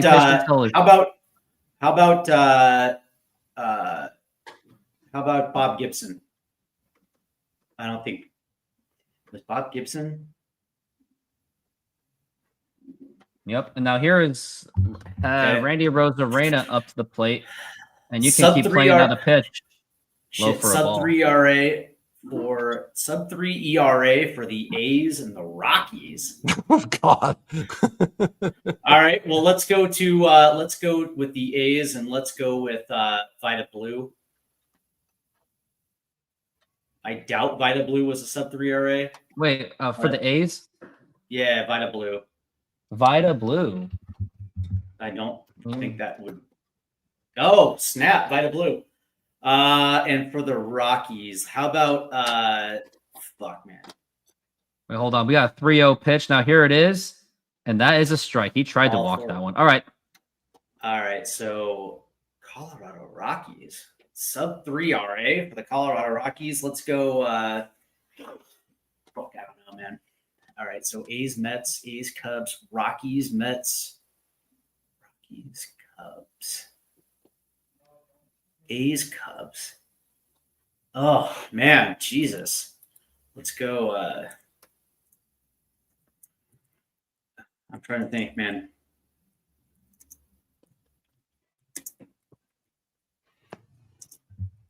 Give me a second. Now here's Randy Rosarena stealing, and that actually gets away. All right. And How about Rosarena- all right? How about A's Mets? How about Mark Cannon? A's, Mets. Mets. Mark Cannon? Mark Cannon. There you go. And Randy Rosarena got a stolen base. A's Cubs. Let's go. Dennis Eckersley. Who would have thought? Yeah. Now let's make it fast in case Cal Raleigh hits something.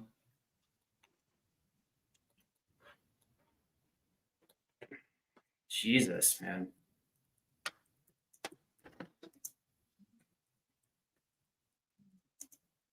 That's gonna bug me.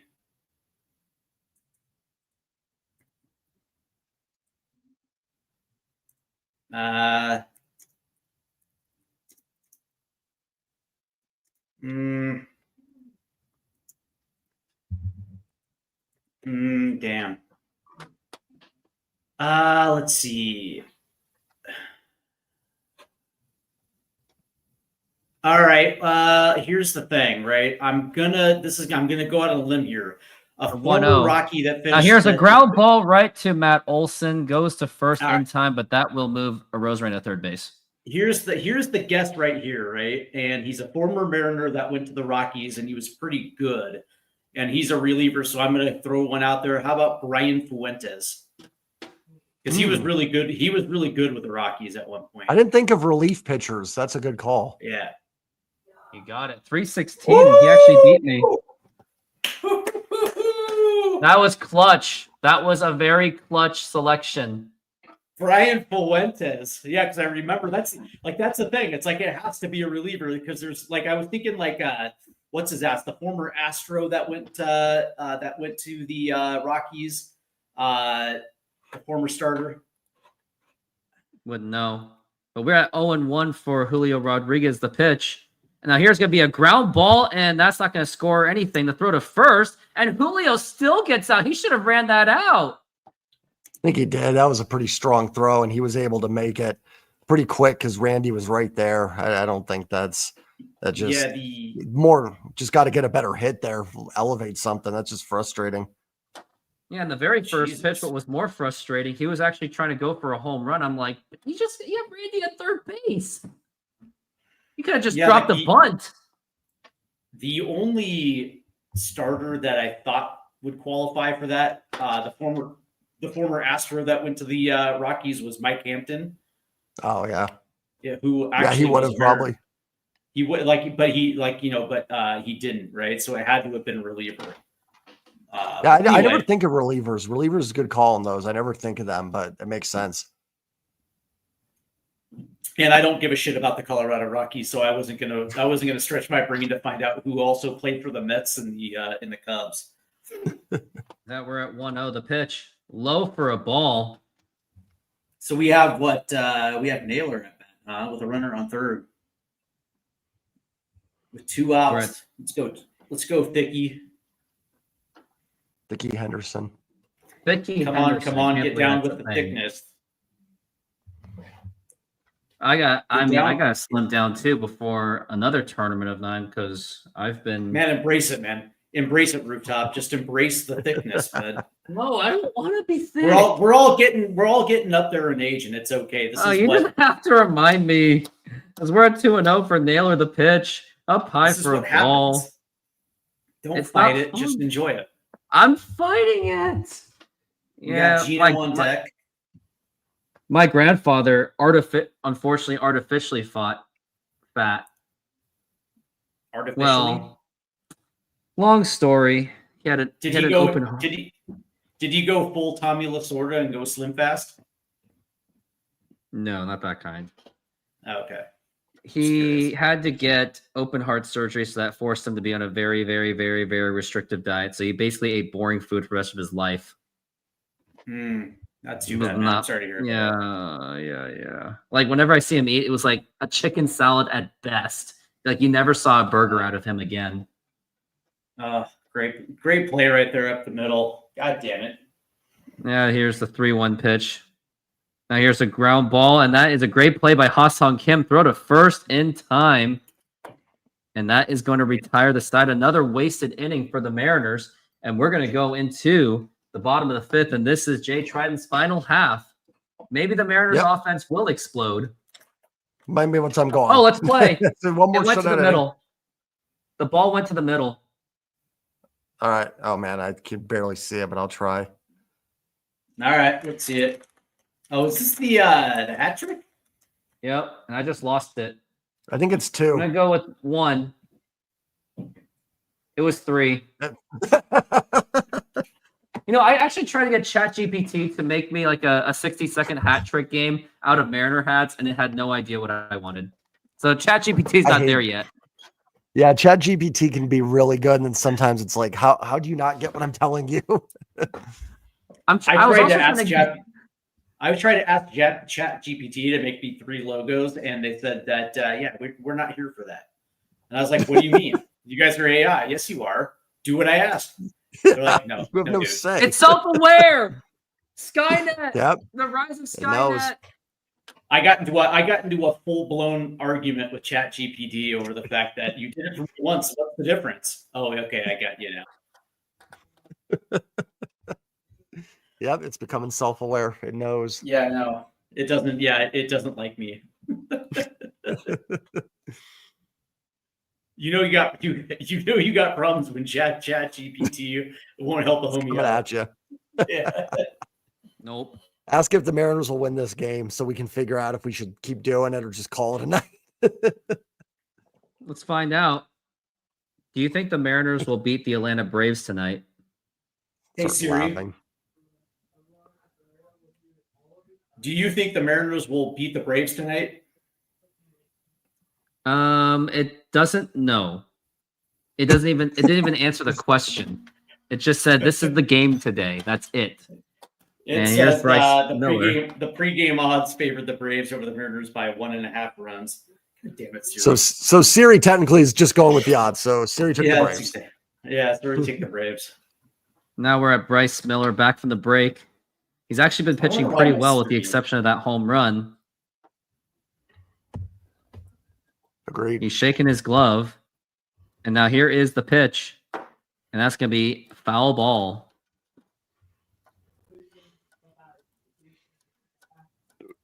Now here's Murphy. He is 0 for 1. Sean Murphy, that is. Former A. A lot of former A's have gone to the Braves. The trade, which trade? What the Olsen trade, and then I think there was Olsen. and Murphy. So yeah, they sent him to Atlanta.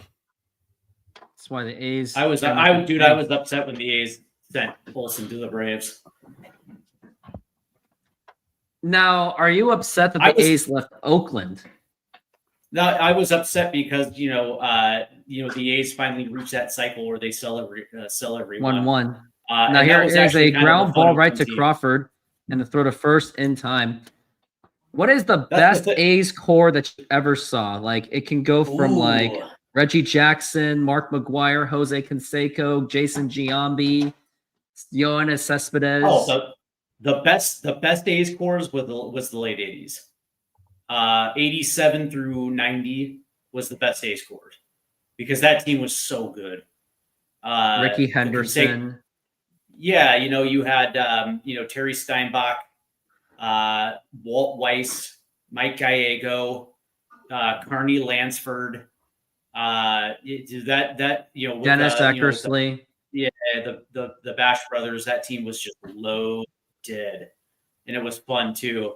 I always loved when those A's came up to the Kingdom because they were just so goddamn good. But the early 2000s A's with Chavi and Hatterberg and all those guys were incredibly fun too. They had the big three with Mulder, Hudson, Zito, which that's still one The of real best- reason they were best the threes real I've reason seen. why Moneyball was even a thing. It was That's the thing that the movie discounted. Tejada. They discounted. Well, they They also didn't even had, mention Tejada. Well, the interesting thing was that they lose Isringhausen, and they get who was the guy that took over for Izzy? Billy Koch. There you go, Koch, and Now the 0-2. that team was just so good. Yeah, but the movie said. Yeah, but it's the movie though. Like, no, it was Billy Koch. I know. But yeah, and then they made it sound like that team, Scott Hatterberg was not playing at all, but in reality, he was just a DH. The interesting thing is like on the pitch. Art, now here's a Art ground ball. got, That's gonna get right through for a base hit. And Alvarez is probably gonna go to second base, easy double, and then throw to second, cut off by the second baseman. He got, Art Howe got players that had no business getting that hot. He got them to play well. Like Terrence Long was not really all that great of a player, but he ended up playing. He ended up playing good, right? Hatterberg's career was pretty much over. You look at some of their bullpen guys, and it's amazing what happens when a team kind of believes in the collective and they're able to. I think they set the American League record for most wins in a row with like 20. You know what I mean? They reeled off a 20-game winning streak.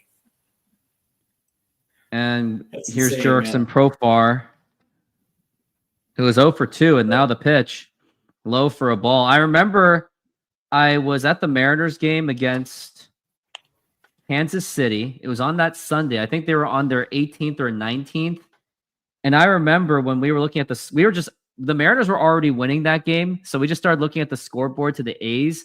And as soon as the Twins had the lead, me and my father just started cheering out of nowhere. And everyone looked at us like, why are you cheering? And it's like, oh, look at the A score. And they go, oh, okay. And then the Jumbotron actually showed it. And then Miguel Tejada happens. And then my dad goes, oh my God, the A's just won. The two funnest years happened back-to-back years with some of my funnest teams that I ever watched was the swing and a miss. The 1990 Cincinnati Reds, the year that Pinella won the World Series with the Reds because they had the Nasty Boys, Jose Rio, Eric Davis, Barry Larkin. Norm that Charlton. team was Chris Sabo, and Paul O'Neill. Paul O'Neill was on that team, and Cal Daniels was on that team. That was Joe Oliver was the starting catcher for that year. In the very next year, man, the 91 Minnesota Twins. That was a fun team. Yeah, dude, that was a great Jack team. Morris. We're at 1 and 2 for Jerks. We're at 1 and 2 for Jurickson Profar. And he is 0 for 2. And he does well against the righties. He does well against both sides of the pitch. And that's going to be a foul ball. And that looked like that was going to be a fair ball for a moment. Yeah, that was a fun team. Who was there? Greg Gagne, Chuck Knobloch, Kent Herbeck, Dan Gladden. That's the guy I was thinking about. Dan Gladden. Chili Davis was on that team. Holy shit. Yeah, wow. We're at 1 and 2, and now the pitch. By the way, Don Baylor, I think, was on the team too. Maybe. Former Mariner first baseman Paul Sorrento was on that team. Yeah. Was he a regular? Oh, dude. I don't think so because Herbeck was there. Yeah, Herbeck was there. Listen to this rotation. Jack Morris, Kevin Tapani, Scott Erickson. That's going to be popped up, and Suarez should be there, and he makes the catch, and that's going to be 2 outs. Erickson, Scott Erickson won. People forget about Scott Erickson. He was awesome. He won 20 that year. Paul Sorrento actually played in the 91 World Series with 3 at-bats, but didn't get a hit. I hated all of those Toronto Blue Jay teams of the early 90s. Every single one of them. Why? Because I fucking hate the Blue Jays. That's why. Why? Because they have like the most annoying fans that keep flooding our stadium, and us Mariner fans don't do anything about it. No, because we came into the league at the exact same time, and they won. They reeled off like what? Yeah, 2 World Series champions. Two straight World Series champions, and they had Robbie. They traded for Robbie Alomar at one time, and you're like, and Ricky Henderson. The rich get richer. Shit, that was like breakout John Olerud for those Blue Jays. He was actually on track to bat 400, and he just had this huge slump of September. They traded Fred McGriff. mid-season. Like you don't see these trades anymore. I think it was Fred McGriff, and I can't remember who else they set, but they get Joe Carter and Robbie Alomar back. Like you never see those trades anymore. Yeah. Now here is Matty Olson, the former A. And now here's the pitch. And that's going to be a foul ball. Looking at the 93 Toronto Blue Jays, Pat Borders was your starting catcher. That's right. John Pat Olerud, Borders. first Pat baseman. Borders. Robbie Former Mariner, Alomar. Yep, he was like was Tony Fernandez was in there. Yeah, Tony Fernandez was the starting shortstop. Hold on real quick. Ed Third Sprague. base, Ed Sprague. There you go. Ed Sprague. Devon and White. Devon White, Joe Carter. Who else was who was the right fielder? Right fielder was Joe Carter. Left fielder was Ricky Henderson. And Oh, there their you DH go. was Paul Molitor. Paul Molitor. Yeah, that was a good Right. team. So we're at Because I 1-1. remember the 93 Phillies with the Wild Thing, Mitch Williams and Joe Crook. John Kruk. Now here's a ground ball right to JP Crawford. Throw to first, and that's going to be in time. And then All right, gentlemen, it is time for me to we depart. go. You guys bring home the W today, okay? And we need you guys. Do it. Get it done. try Good to our see you best. again. Take it man. easy. Yep, Rooftop, good to always see you good to again. see you, man. Take care, guys. Have a good day. Wrong guy. I know. What's going on? There we go. The interesting thing was, those Blue Jay teams. Fuck, I hated those teams. The thing about it is that 93 Phillies team probably shouldn't have gotten there. And I think they beat the Pittsburgh. No, they didn't beat the Pittsburgh Pirates. They beat the Pittsburgh was Atlanta 92. Braves. Atlanta They Braves. beat Yeah, the because Braves. the Braves beat Pittsburgh in 91. And that was a Pittsburgh team that probably should have beaten the Braves that year, but Sid Bream, God, I hated those Braves teams too. And I remember the 95 World Series when we lost to the Indians, and it was Cleveland's first time in the World Series in forever. And so maybe they were just happy to be there, but I was rooting for the Indians hard to beat the Braves that year. I was just happy that the very next year, the Braves go back and the Yankees just dummied them in 6. That was the only time that I ever really rooted for the Yankees because I hated the Braves that much worse. Well, here was the Indians team. Their catchers were Sandy Alomar, Tony Pena. Well, Paul Sorrento was first baseman. Carlos Baerga, believe it or not, he was actually signed on to the Mariners for spring training in 2000. No one would ever Yep. remember that. Omar Carlos Vizquel, Jim Thome was at Jim third. Thome, before he was a 40 home run hitter. Yeah, Albert Bell, Albert Bell, and then I think right field was Manny. Manny Ramirez, and he didn't even Center peak. field was Kenny Lofton, and Dave Winfield was on that team. Oral Hershiser was on that team. Eddie Murray. Eddie Murray was on that team, and then you got Julian Tavares in that bullpen. That was actually a really good Indians team. The 97 team was better, though. Is that Mike The Cameron? 90s Whoa. I think that's Mike Cameron. That looks like Mike Cameron. That's got to be Mike Cameron. That is Mike Cameron. He's on the. That's how desperate the Mariners are. They need some kind of motivational speakers on their team. So they got Mike Cameron on there. And now they That's pitch to funny. Suarez. They tried Lou Piniella. Now they're trying Mike Cameron. Oh, when did Lou join the broadcast? He didn't join the broadcast. He was just giving a pep talk to the team. Now the pitch. That's going to be inside for a ball. So they're trying to bring back the former Mariners to give the team the pep talk. Yeah, as if they didn't get one enough from Ichiro. And now the pitch. And that's going to be in there for a strike for Suarez. That is Bring 2-1. them all back, man. Just bring them all back. Bring the entire 95 Mariners back and assemble them in the room with the 2025 Seattle Mariners and just be like, boys, Now the we got it 2-1 done. pitch, low You for guys a can get ball. it done. Yeah. They need Buhner. You got to get Griffey in there. Tino Martinez. yeah. Norm Charlton. Alex Diaz, Darren Bragg, Rich Amaral. Rich Amaral, Now the pitch. Felix Fermin. Joey Cora, Ball 4, Tino. take your base. Tino. Ball 4. Yeah, we'll have Joey Cora crying when the Mariners like miss the playoffs, and they'll have A-Rod right next. Hey, bring in A-Rod. Hell, bring him in. Absolutely, man. Bring in the entire 95 team, man. Just, if you're going to do it correctly, right? Sometimes I wonder if, let's say Edgar was out against the Yankees in Game 5. Now here's Polanco.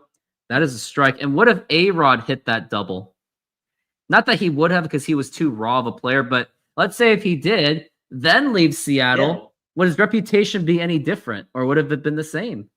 Well, A-Rod still would have played for another 5 years in Seattle, but except his the lore would be different. Had A-Rod hit that double. Let's say A-Rod hits the double instead of Edgar, and he still has the same trajectory where he plays through the 2000 season and then dips.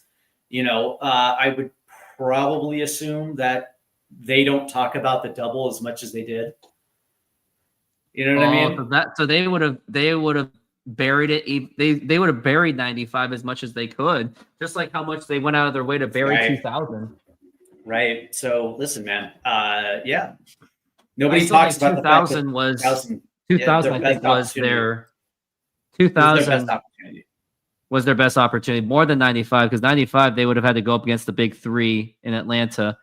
Well, it's so 97 actually may have been the best route had they got past Baltimore.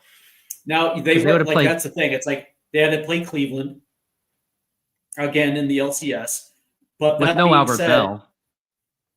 But if they get past Cleveland, they got the Florida Marlins, right? They get the Florida Marlins in 97 if they made it. And then in 2000, they would have gotten the Mets. That would have been an easy team. They beat the Mets in 2000. They're not beating the Diamondbacks in 2001 with Schilling and Johnson. They're not beating those two guys. Do they beat the Giants in 2002? Oh, without a doubt. Because they would have beat the. You can work around. Barry Bonds. Barry Bonds. Right, and that's the thing. It's like, and then who was the Giants' best starter that year? Russ Ortiz, Jason Schmidt. Jason Schmidt, that's right. Schmidt and Russ Ortiz had a good year that year. But that being said, they beat the Giants in 2002. Who was, and then again they would have the Florida Marlins in 2003. That was the last gasp. It was a 93 win season in 93 or in 03.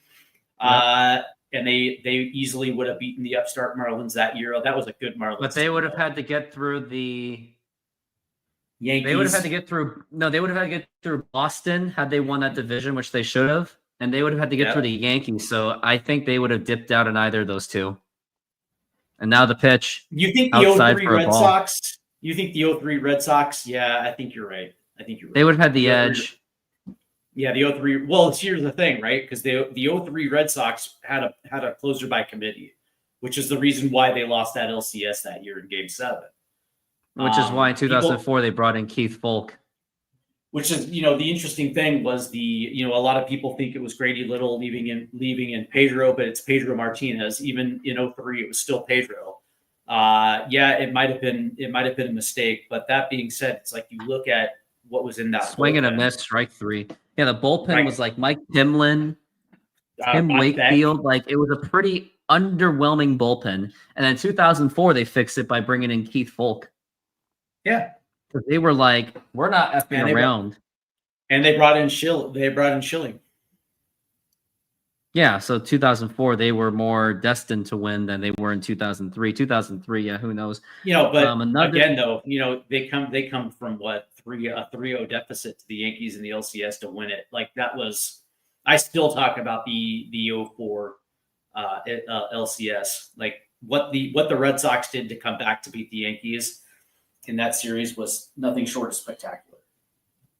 Yep, and it was contributed by several former Mariners. It was Mike Timlin, Jason Varitek, Derek Lowe, and David Ortiz. David Ortiz just to get to Dave freaking Hollins. And David Ortiz was actually a player to be named later. So the Mariners still had time. The interesting thing was that, a lot of people think that, we got fleeced The Red Sox fleeced us for some of our best players, but you have to remember, like, when we got rid of David Ortiz, he was David Arias and stuck in A-ball, which is when, he ended up with the Minnesota Twins. And I think it was for Dave Hollins at the time. It was Dave Hollins. And like, we had no idea that he would turn into David Ortiz. What's his ass? Jason Varitek was blocked by Dan Wilson. So he was not really, like, even if he came up, he wasn't gonna take, Wilson's spot behind the plate, right? The one that you can say that they did was Derek Lowe. If we would actually had Derek Lowe in our rotation at any point for any extended period of time, that would have been fantastic. But did we trade? Did we get no? Because we shipped Darren Bragg to Boston for Jamie Moyer. Jamie Moore. It was Varitek and Lowe for Heathcliff Slocum because they were that desperate for a bullpen pitcher. And what's crazier is the Red Sox were about to cut him. Right. They were going to cut Slocum, but then the Mariners came at the 11th hour and go, "Hey, we'll give you 2 of our top prospects." Right. But yes, and looking at David Arias, when I looked at the rankings of 96, he was not even a top 15 prospect on that team in the system. Right. So it was kind of, so back then it was like, it should have been like the equivalence of giving up Ty Locklear, at least for the time, for a Eugenio Suarez. It should have been like that. But who would have known that? Yeah, David Ortiz. I get it. And now the 0-1. And that is a strike, and that's going to be 0-2. And by the way, there are runners on first and second with just 1 out, but it could be a double play ender. You never know. As we're at 0-2 for Victor Robles. And now the pitch. And strike 3 called, and he knew it. That was his pitch to swing at, and now that's going to be 2 outs. And now it's going to be up to Randy Arozarena. Randy Arozarena. Yeah, nice frame job by the catcher. Mariners are wasting a bit of opportunity that they should be taking advantage of. But and actually, here is Leo Rivas. Excuse me. They still hold a 2-1 lead. That was barely. Yeah, Victor Robles is. He hasn't been anything of good lately. As we're at 1-0 for Leo Rivas. Yeah, why no small ball, Kevin? Yeah. Good now question. The pitch. Why no small ball? Because that's not how the game is played anymore, unfortunately. It's all about the long bomb, which is why the Mariners live and die by it. Yeah, like I don't think there's anybody here who can lay down a bunt, unfortunately. Victor Robles could have laid down a bunt. Maybe. And now here's the pitch to Rivas. And now here's a fly ball to left field, but not going to go anywhere. And he makes the catch, and that is going to retire the side. Once again, another wasted opportunity by the Mariners, and we're going to go into the bottom of the 6th inning. Bottom of the 6th inning. Can the Mariners get something done? In about 25 hours, I will be waking up to get ready for a doubleheader for myself. Mariners versus Atlanta, and also Seahawks versus 49ers. And all I can say is it the start of the NFL regular season? It is going to be, yeah, along with my fantasy baseball team. Interesting. So how did it shake out in the preseason? Were there any interesting roster additions for the Seahawks or no? Sam Darnold, Cooper Kupp, DeMarcus Lawrence. Okay. And Tyler Lockett is on the Titans. Tyler Lockett's on the Did he get traded or what? The Seahawks cut him. Okay, so that's unfortunate. So it's the guys. Age. Yeah, so it was the guys that I'm sure everyone expected to make the team then. Okay. Yep. I don't know what to expect. A lot of people are hyping them up. They think that they could be a good team just because Geno Smith's not the quarterback anymore, but I don't know. Yeah, I don't think I care about this NFL season. I will watch the Lions here and there, but You just don't We are feel in the it, do full- you? Not really, man. Not with the Premier League in full swing. But that being said, it's like I don't know, man. Like there's like the NFL hasn't been fun for me in a while. Well, I will say this: like, if I had a choice between helping out with my Special Olympics basketball team and a Seahawks game, which it does happen at the same time, I will for sure take Special Olympics basketball, no question. Sure. And I am trying to find a strategy to beat the cheater. I'm going to try to get. I have at least a couple players on board that are willing to play the flop game. Like, if he gets nearby, just fall down. Try to draw a foul.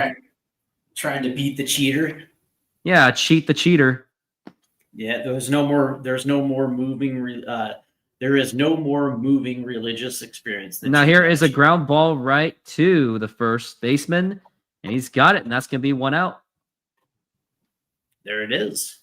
I am still enraged by that he is still allowed to play. Like, it's still like the crazy thing is I actually got to catch up with some of those Special Olympics basketball players from even other teams, and they actually also recognized me because I went to the bowling alley to host my fantasy football draft, and they just happened to be there, and they're just showering me with high fives, and I asked them, "Hey, what do you guys think of Shoreline?" They hate them too. They don't like them as well. They're like, "Yep, they cheated." Now here's Drake Baldwin up to the plate as he is looking at an 0-1. Drake Baldwin. And now looking at 0-1. And now the pitch. And that is going to be inside for a ball. Yeah, I hear you, Steve. It's like 9:02. It's getting close to your bedtime.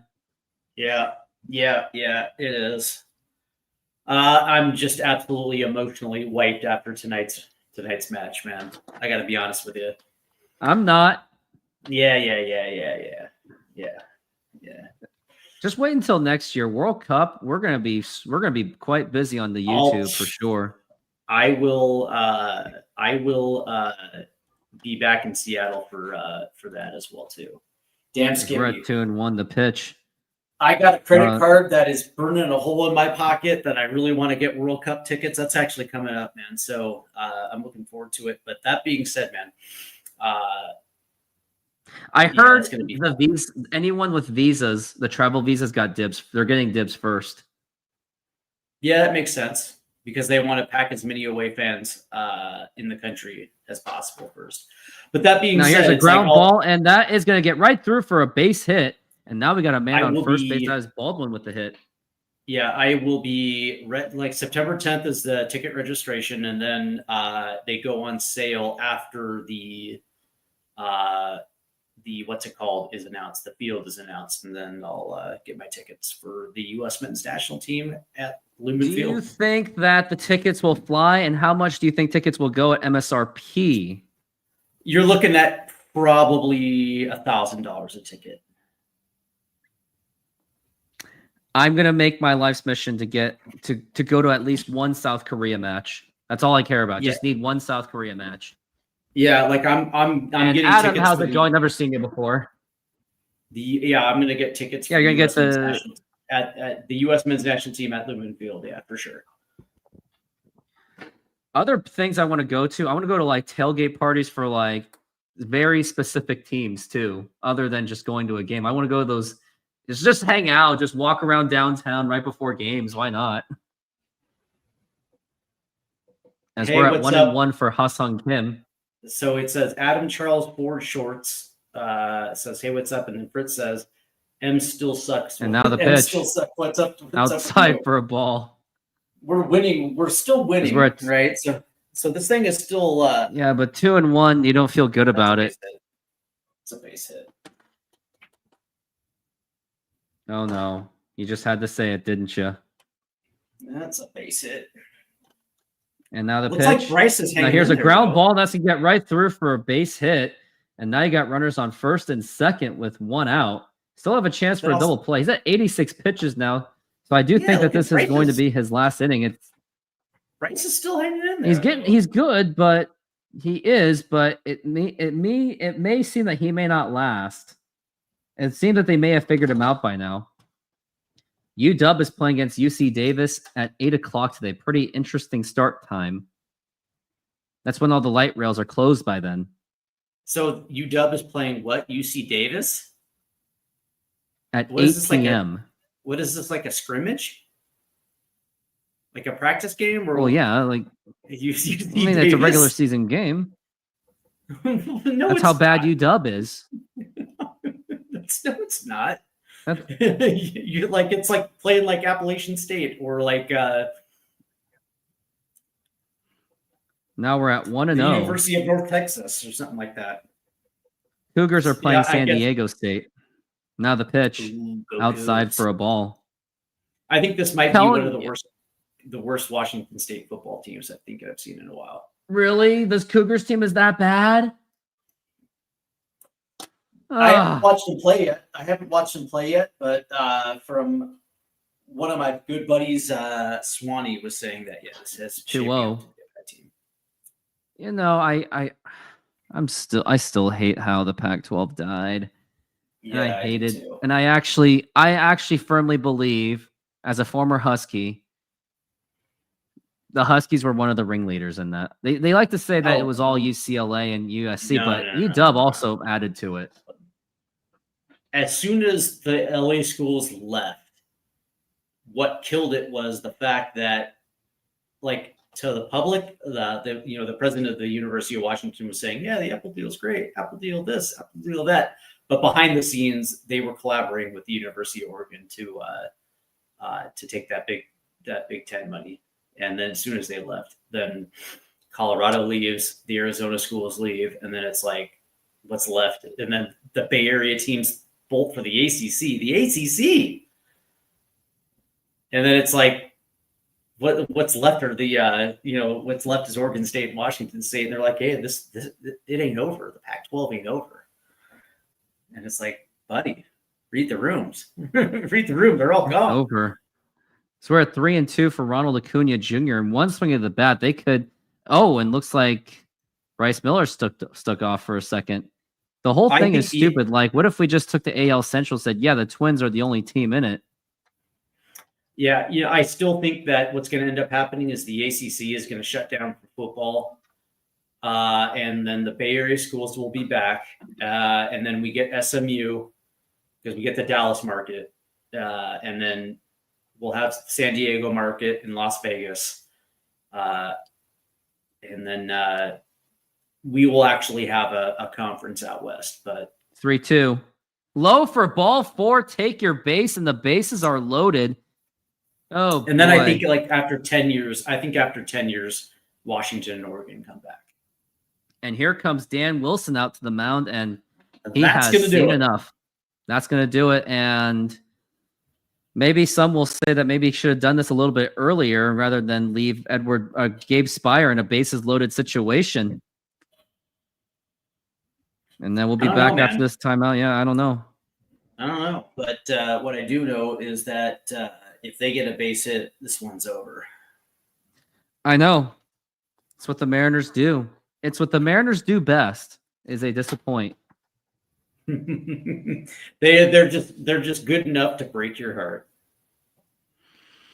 Yeah, I know, right? And you can understand why I didn't necessarily boycott this year, but I didn't prioritize the Mariners this year. And this happened once before, and I think it might have been like 2014. I just checked out because I just knew how this how it was going to play out. But this year, I recognized they had a good first half, but they've flamed in September the last couple seasons. They always do. Yeah, The scary thing is, like, if the Mariners don't win it this year, then next year is going to be much more difficult because now you're going to have Logan Gilbert, George Kirby. They're still, yes, they're in arbitration, but time is really running out. Yeah. And then Suarez is probably gone. Naylor's probably gone. So we're probably looking at another like 2024 season again. And maybe like George Kirby and Logan Gilbert, maybe they're looked at for trades. Mm-hmm. Yeah, that's the thing. It's like if they don't make it this year, then yeah, I mean, I would think that they're going to blow it up. And when this would be it would be absolutely shambolic, really, when you think about it, because this started really in 2021 with that kind of exciting team, and it manifested itself the very next year. But Jerry Dipoto had horrible off seasons going into the 2023 and 2024 season, which led to two Stuff straight like seasons this. with stuff like this, right? Where it's just not a complete team. Now here is Harris. And now here's a fly ball belted to deep left center field. Now here's Julio Rodriguez. Makes the catch. Tagging at third is the man on third base. And now we have a tie ball game. That was only a matter of time. We all knew it. Oh, yeah. Especially Is when you that have Jerry? Atlanta's offense. Is that Jurickson Profar? Yeah, it is. Now he's up to the plate, yeah. And you knew that they were going to score on that one, especially when it was.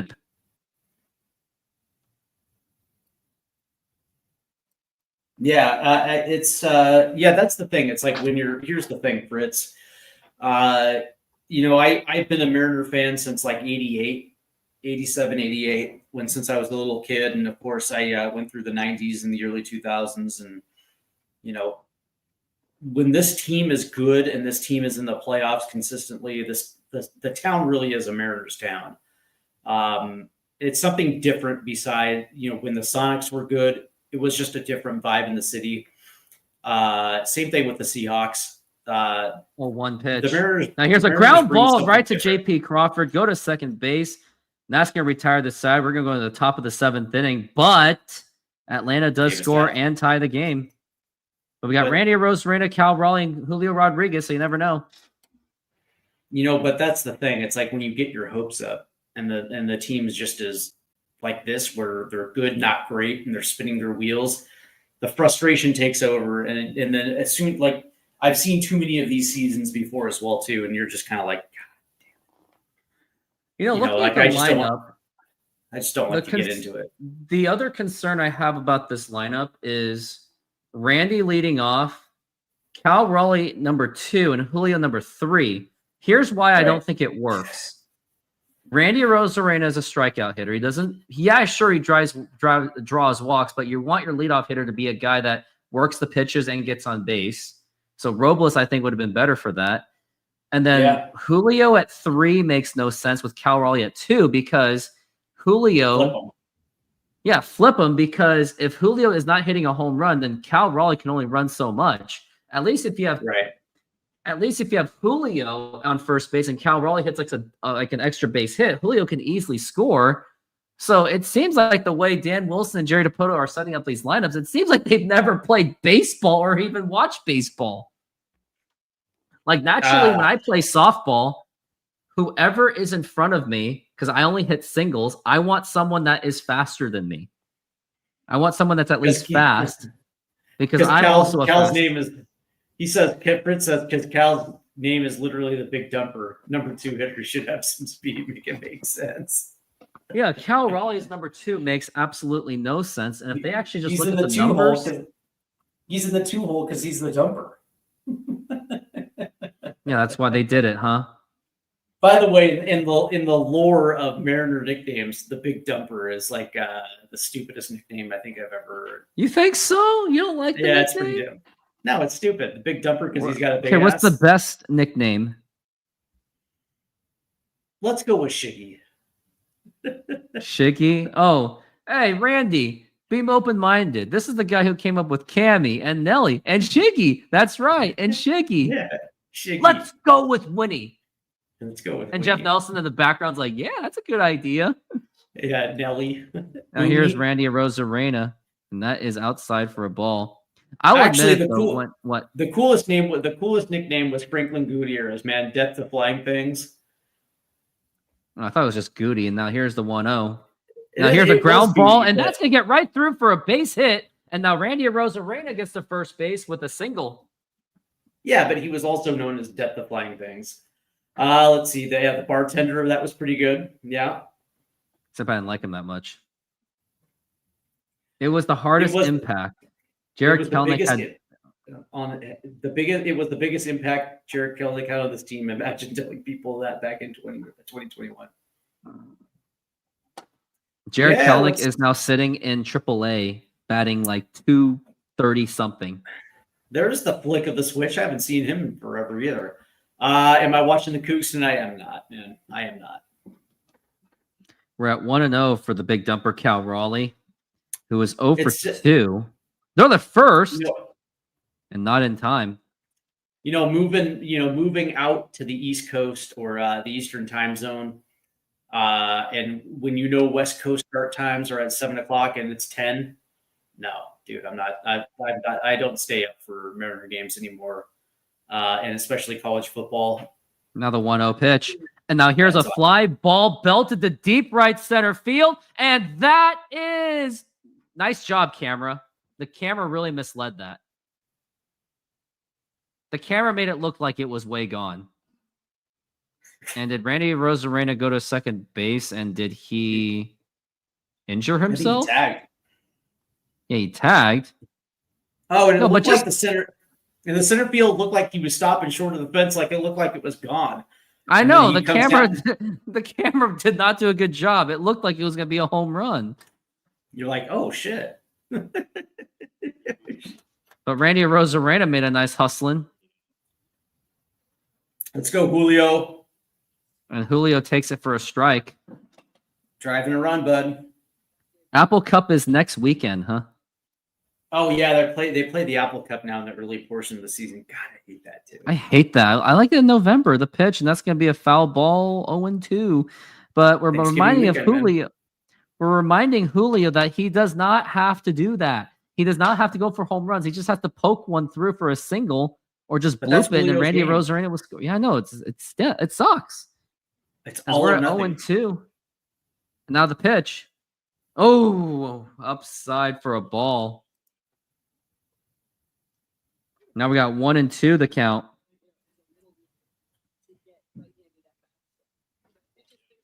Yeah, I No 1-2. I- And that's I'm going to be a watch the foul Apple ball Cup. again.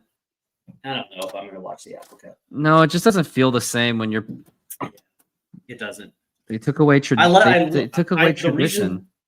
The reason why I always loved the Apple Cup because it was always for something, right? Especially when both teams The were 1-2. good, vying And for- that's going to be a ball 2-2. That should have been a strike 3 right there. vying for a Pac-12 North or just the outright Pac-12 Pac-10 title. That's usually when the Apple Cup's really good. 2-2. Foul ball again. Or when the Cougs were playing spoilers, right? But that being said, it's like now it just feels like the history and the tradition has been the You know what soul really of the Apple sucks Cup's when- been sucked.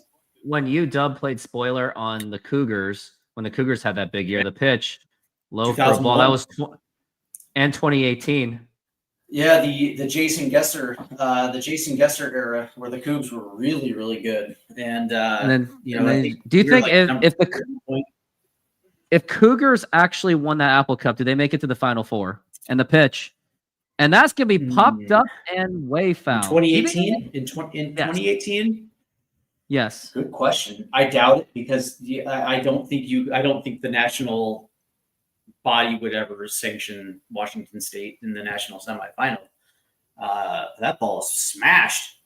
Oh, Now you're looking at 3-2, the pitch. And now here's a fly ball belted to deep center field. And that is gone. Another multi-home run game for Julio Rodriguez. That is now home run number 30. And now it's the Mariners 2 and Atlanta. No, now it's the Mariners 4 and Atlanta 2. Julio! Look at Julio! Julio finally came good. He gets a fastball belt high and crushes it. We absolutely needed The that. waterfall. That's the waterfall. That's Beautiful that's spot to like, hit it. That's reminiscent of Junior in Kansas City right there. Wow. was it? And did you know the first time Julio hit a multi-home run game in his career was against Atlanta when they had that huge comeback after down 2 runs. Now here is a ground ball right to the pitcher, and he goes to first base. And that's going to retire the side. But Julio Rodriguez got his 2-run home run, and then now we can celebrate by singing "Take Me Out to the Ball Game." Take me out to the ball game. Take me out Suarez to is the up. crowd. Suarez is up. Oh my God, I'm not paying attention. What am I doing? Now the pitch. And that is a strike. I was like, what's up, man? You're just discounting Gino? Yeah, I don't think he's gonna do anything. Whoa! Gino! Stop it. Now I know what just happened, because now here's the pitch. Now here's a fly ball belt to the deep left field, and that was just absolutely destroyed. That is Eugenio Suarez with a solo home run, and now the Mariners now take a 3-run lead on now it's 5-2, and a huge home run done by the Gino Suarez. All right, guys, goodbyes only. Don't forget it. Stop it. Thank you. Absolutely needed that. You wanted to sing the 7th inning stretch. You know what? Maybe that was the. I'm not gonna say what it was. It's fine. Eugenio cool. Suarez says, "Take this out to your singing." I'll take it. That's funny. And all of a sudden, this game has been flipped on its head. You know what's the weird thing is, this is the second time where it's happened where Julio hits a home run, then the next player gets out, and then Gino hits a home run, and this also happens against Atlanta. That's so funny. It's a pretty funny sequence if you tell me. And Gino really just bombed it out of there.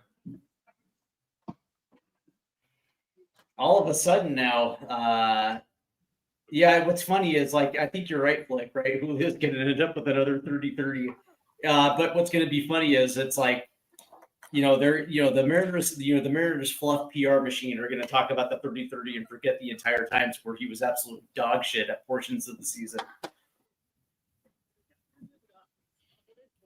That is home run number 43 for Eugenio Suarez.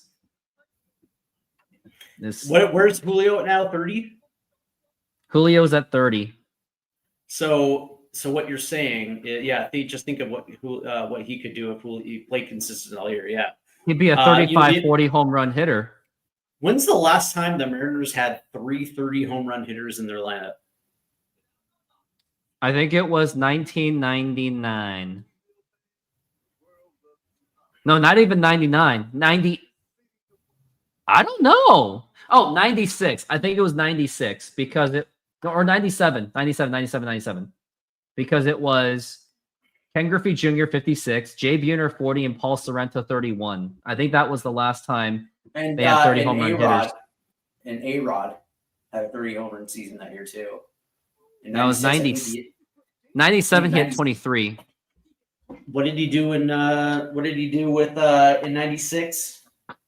36 home runs, 123 There you go. RBIs with a 358 batting average. So that is 4 30 home run hitters in the lineup.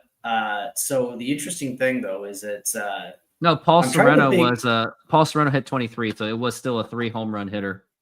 so the interesting thing is that 2016. It was Kyle Seager, Nelson Seager, Cruz, and Robinson Cruz. Cano. there you go. Yeah, I was gonna say, like, what about one of those mid 2000 teen seasons? I couldn't remember if Seager ever had a 30 home run season or if he came close, but I figured I knew Cano and Cruz did. Now here is Jorge Polanco up to the plate as we are back from the break, and now the pitch. And we had Foul ball. Felix too. That was still Felix in 2016. We still didn't make the playoffs. Now Felix was broken. He finally got out of his prime. Like 2014 was the prime. As we're at 0-1. You're right. It was kind of the end of Felix in 2016. It was really bad in 17 and 18, but And 19 was just like the icing on the bad cake. yeah, the years I didn't watch them. That's funny. I mean, they Kyle's were man, unwatchable.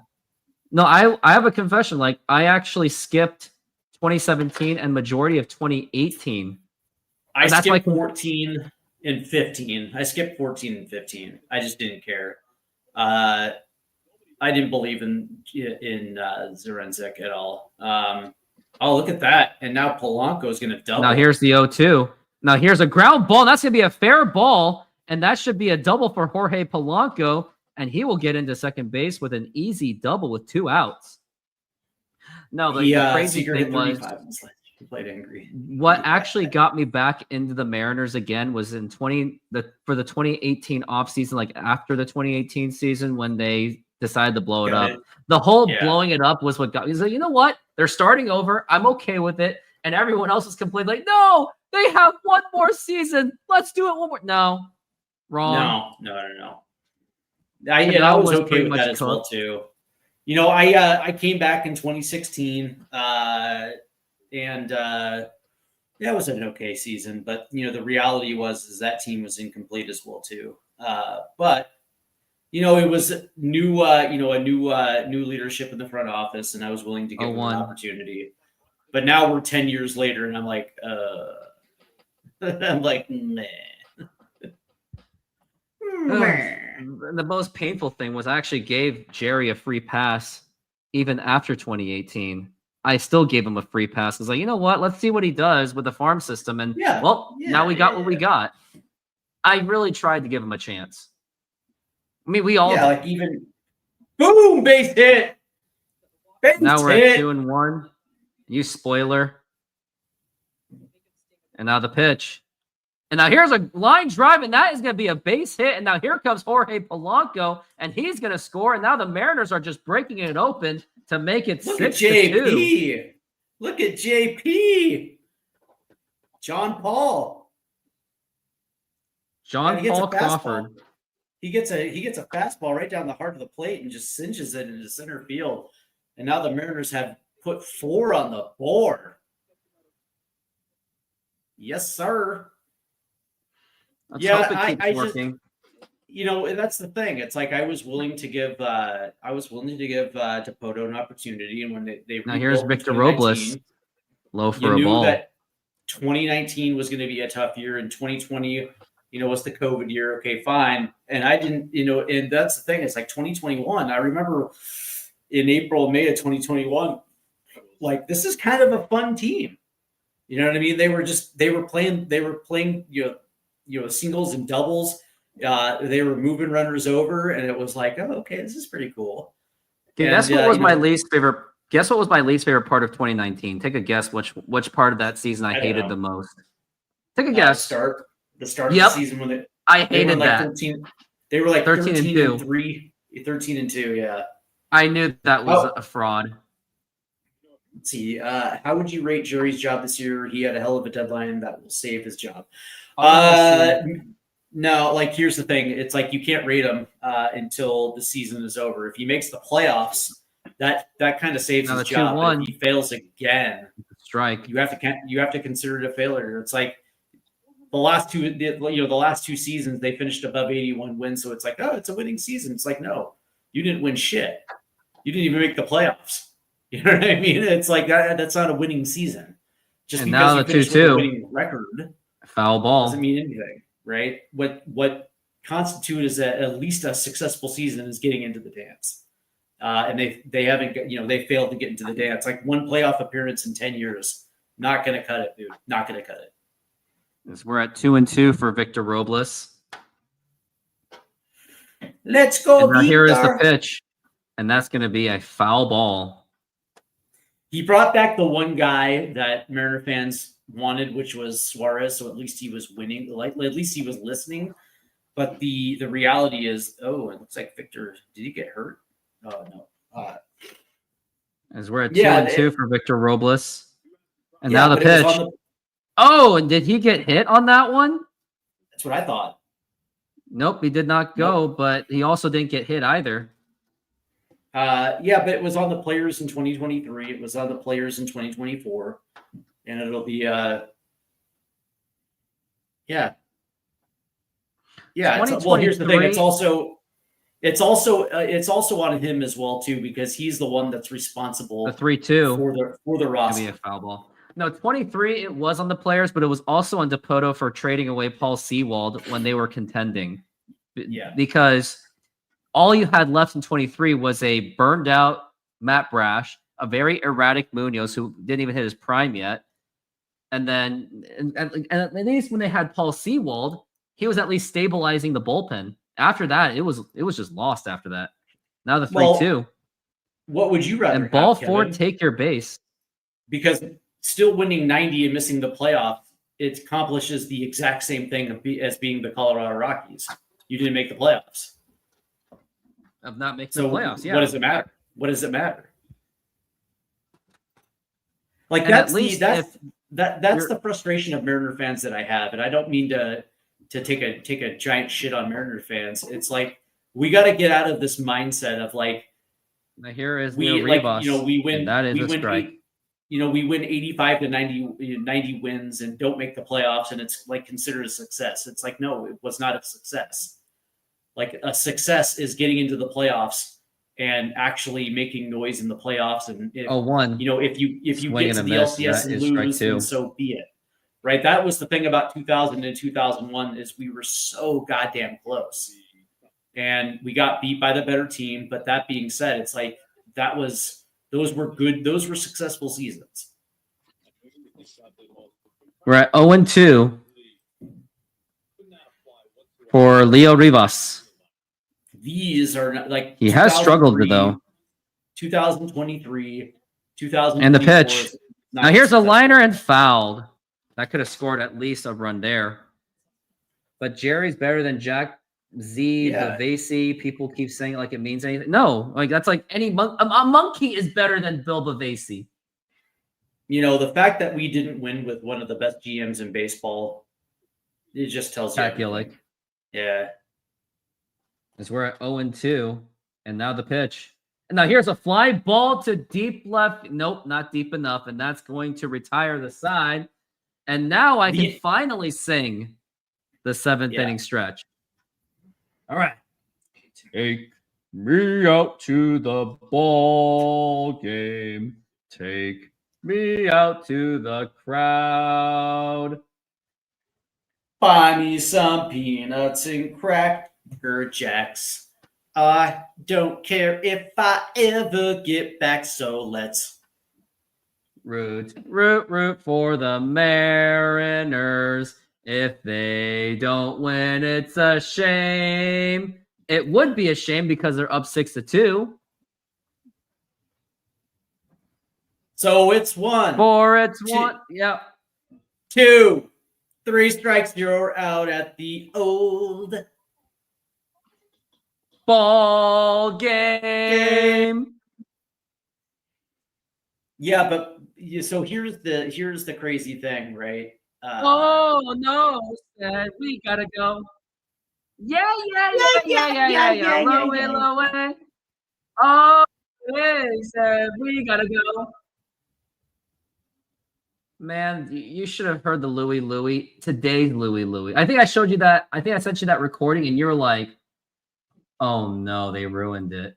No, the expanded wild card was specifically designed to make more money when it comes to the national television Playoff revenues. package. Right, that's exactly what it is. More playoff games means more. More playoff games means more money. That's exactly what it was. Pat Gillick resigned after 4 years Because he was frustrated. He was frustrated. But that's the thing. It's like if we had the expanded wild card in 2002, 2003, I still They make don't- them. I still, Yeah. yeah, no, not only we make the playoffs, but I don't think we get to the World Series. Maybe in 2002. But that being said, we would have to get through the Angels at some point. And the Angels And they were you know, just that- insanely on fire. They were like randomly on fire. Yeah, no, what's interesting is that was the worst of those Angel teams in the 2000s. Like they had better teams that underperformed in the postseason, but that was like, as far as talent wise, it was actually their worst team. But they Troy also Gloss, Troy Darren Gloss, Erstad. Jared Washburn, Jared Kevin Washburn. Apier. Scott Spezio was on that team, for Christ's sake, right? So Aaron it's like, Seeley. yeah, Aaron Seeley. Yeah, but that's the thing. It's like they caught fire at the right time and won a World Series. So like, 0-2. if we And get, strike 3 called. if they get into those playoffs, I don't know if we get past the Angels in 0-2, but we certainly don't. Where'd you get that? I don't. Yeah, I really heard the rumors were for sale, right? Huh? Is A-Rod gonna put a consortium together to buy the Mariners? He was already trying to buy the Timberwolves. That ain't gonna happen. And now the pitch. And that's gonna be popped up into the shortstop, and JP Crawford's gonna be there. And he makes the catch, and that's gonna be 2 away.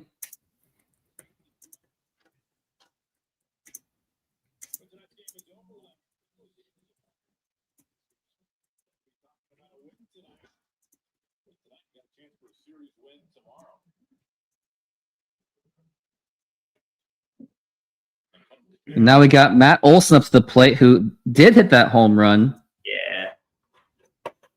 And we were actually laughing about it. So let's see. So it's like the ownership group has been actively involved in strengthening the organization and its financial position. So Stanton still is the controlling owner, but the Mariners did add new partners in 2025. It was announced that Panos and Mary Panay had purchased shares in the franchise, joined the partnership group. It's a sign of continuity, not an impending sale. And where did you hear that? Yeah, I wouldn't know. If he wins Powerball, he might try to form a group. Oh boy, as we're at That's 1-1, and that's gonna be a ground ball right to the first baseman Naylor and throw to first in time, and that is actually gonna be a 1-2-3 inning. Yeah, like it's like I would love it if Mariner fans actually held the team accountable instead of being like, oh, that was a good season. We won 85 games or we won 90 games, but we didn't get the playoffs. How was that a good season? It's like we actually have to hold this franchise accountable. That's why I was cringing when Tom Wilhelmsen, right after the Mariners realized that they missed the playoffs, Tom Wilhelmsen was just dancing out there like an idiot. And it was like, you just missed the playoffs. There's nothing to dance about. I was mad about that. And my other plan was after the Mariners got swept by the Rays, no matter how the Mariners play, like if they lose this series for sure against Atlanta, which I think they will, I think they should get showered with boos on Monday against St. Louis when they host the St. Louis Cardinals. I think they should get booed. It's not going to happen, but I think they should get booed because there has to be a way to really just fire this team up. And it's not going to be by a standing ovation to say, we got your back. We got you. No, you got to boo this team to like motivate them and say, hey, this is not okay. This is not acceptable. Yeah, I agree. And by the way, Kevin, if they make the playoffs and get past the wild card round, that's still better than not making the playoffs at all, right? At least it's at least it backs up the theory that this roster was good enough to get there, right? So now you have to actually add to that playoff team, right? So it's like that means you bring back Naylor at first base. And maybe you upgrade third base because you probably think that maybe they can do better than Suarez, but it's like you can't do what you did after 2022, which is, standing pat. They basically stood pat, yeah. And they let go of Santana, only to replace him with Tommy La Stella, Cooper Hummel. Yeah. Cooper Hummel. It's like that's not good enough. Yeah, Cooper Hummel as being the starting designated hitter for 2023 was very concerning. Okay, trade JP Crawford, but who are you going to get? A fringe bullpen pitcher at best? A 30 ranked prospect? Yeah, that what Phillies did and get Trey Turner. You improve the positions, right? So that's the thing. It's like no, that they're was talking about booze. They're talking about booze. Oh, I see. Ooh, that he gets plunked. All right, I'm going to take off. All right. Have a good night. You too. Thank you, guys. Enjoy your guys' night. And that is it for the Steve-O. And thank you for being here as he was able to help bring some offense in. And by the way, Randy Arozarena just got hit. And now we've got back to the top of the lineup. We've got Cal Raleigh up to the plate. And then we've got Julio Rodriguez on deck. 25 hit by the pitches. That is his career high.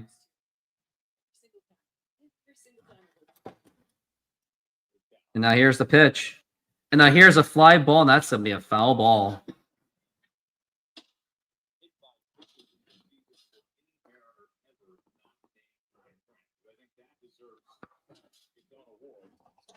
As now we're at 0-1 for the big dumper, Cal Raleigh.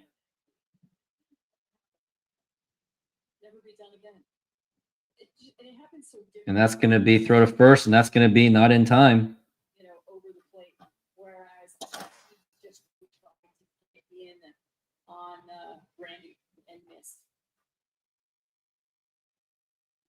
Yeah, Cal Raleigh has stunk since like June. It's true, except with the hitting the home runs, living and dying. Now the pitch, way outside for a ball. How can you possibly look more uncoordinated? Oh, flick of the switch. You always just saying things. As we're at 1-1 for the big dumper, Cal Raleigh.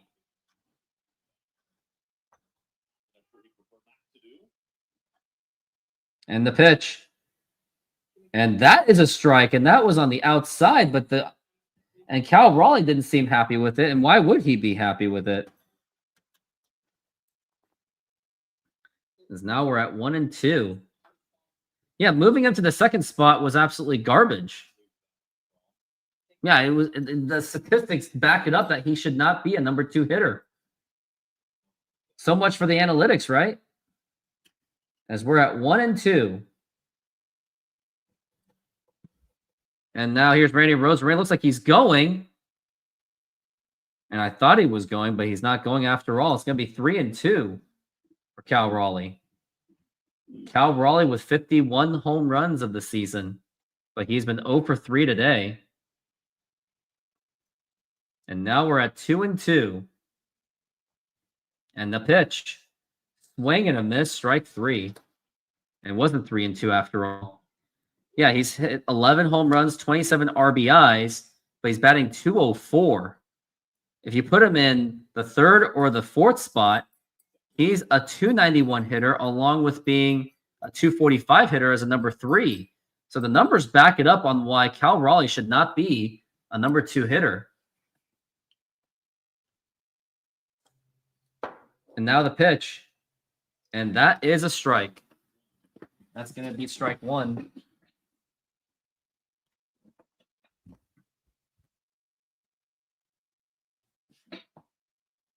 Dan is, he's doing a terrible job. Even Scott Service wouldn't have done this, as we're at 0-1 for Julio.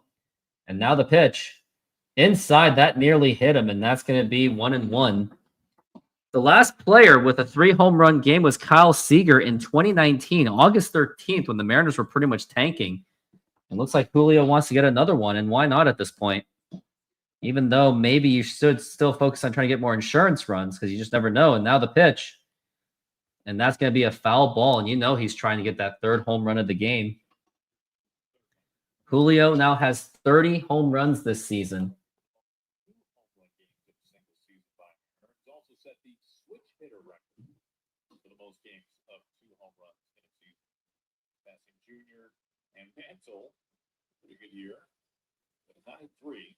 Now we're at 1-2.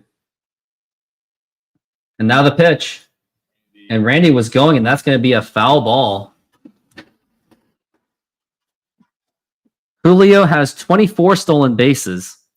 So if he gets to 30, he'll join that 30-30 club.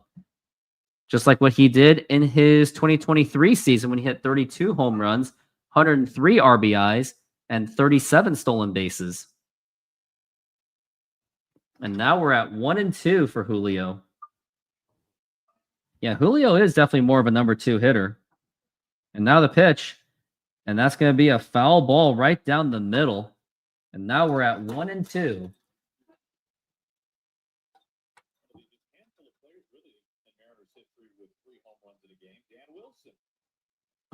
Dan Wilson has actually hit 3 home runs in the game himself. Mariner hitters hitting 3 home runs in a game. Ken Griffey Jr. has done it himself. Edgar Martinez did it in 1999.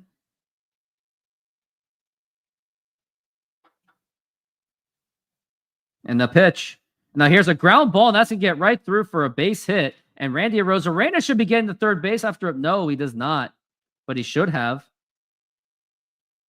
List of Mariners players hitting 3 home runs in one game.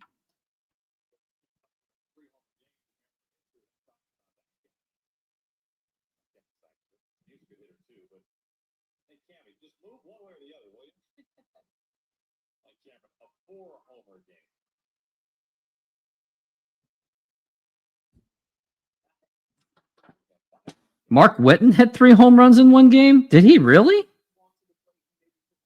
No, he did not. Mike Cameron did, definitely. Now the pitch. And that is going to be a strike. It was Kyle Seager. And then in 2010, I think it was Jose Lopez. 2002. Oh, no, it wasn't Mark Whitten because the last player who hit 3 home runs in a game in 96 was Edgar Martinez in July 6th. And now the pitch. Outside for a ball. Yeah, Ken Griffey Jr. did it against the Yankees in May 24th of 1996. Dan Wilson did it in April 11th of 1996. And now we're at 1-1. And now the pitch. Low for a ball. Jr. also did it in 97 against Roger Clemens, I believe it was. And then May 18th was Edgar Martinez. 2000 was Alex Rodriguez, then Mike Cameron, then it was Jose Lopez, and then Kyle Seager. And now we're at 2-1. And now the pitch, way up high for a ball. That's going to be 3-1.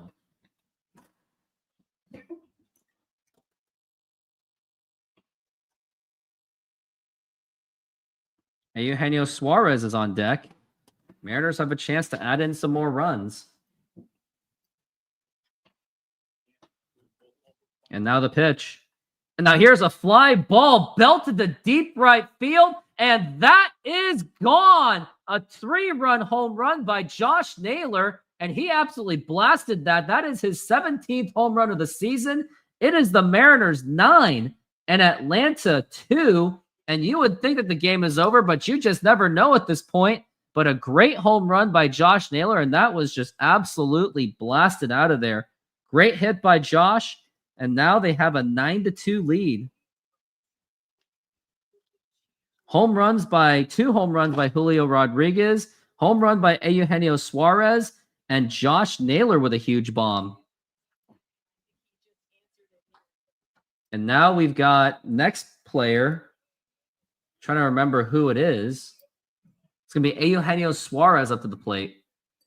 And now the pitch. Low for a ball.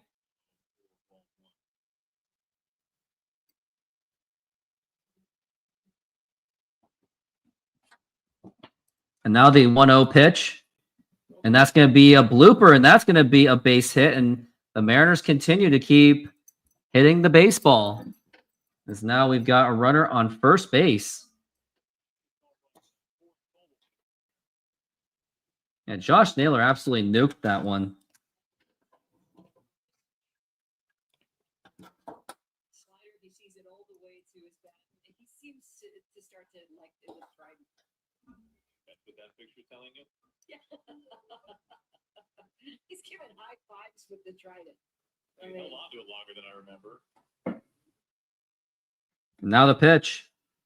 And that is going to be a strike. Polanco is up. He is 1 for 2. He had a double recently. And now the pitch. And now here's a fly ball, and this could be trouble. Nope, it's going to be a pop-up. And now we've got 2 outs. Now, this is how hope should feel. Lark offers 3 stunning 55 overs designed for learn more at legacyart.com. Now we got JP Crawford up to the plate. JP. And let's see what he can do. And now the pitch. And that's going to be a foul ball.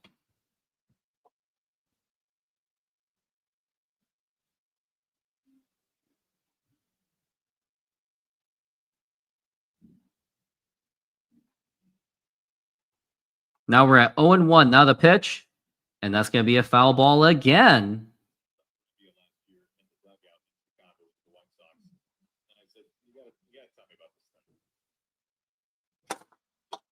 It started. Start talking to me about your beer. And he says that he reports every year with a very tight beer. Now we're at 0-2, and now the pitch. And that's going to be way inside for a ball. So when you look at his headshot, most of the time, his headshot, he looks very not shaven, but it's a, I guess, a modern day time, a Yankees appropriate beard, maybe. Like Andy Bissell today. Did you see him today? I did not. And now the pitch. Way outside for a ball. Just like we saw with Cal and others.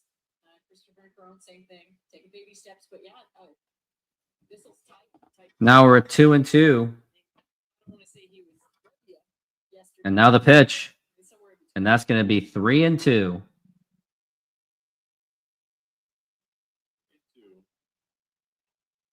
this doesn't need any help, though. He's dialed. Full count. 2 outs. And now the pitch. It's going to be a ground ball foul. Still at full count. Catchers, they just see the game on a different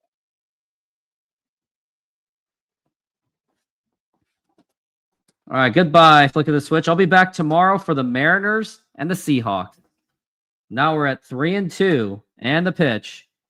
Way outside for a ball. Ball 4. Now we got runners on first and second, and that is going to be up to Victor Robles to see what he can do.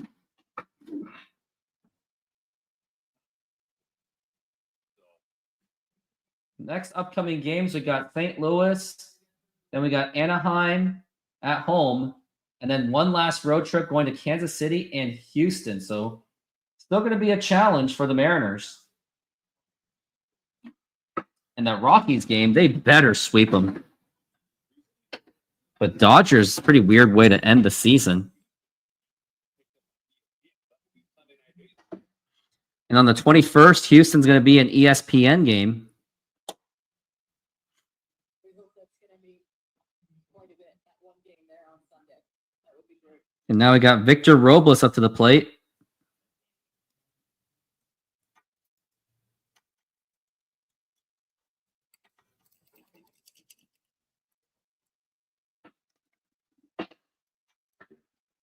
Victor Robles is 1 for 3.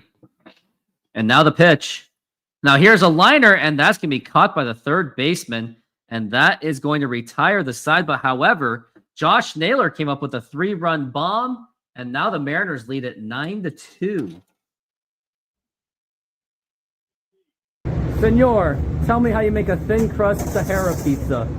With your hands. Cornmeal.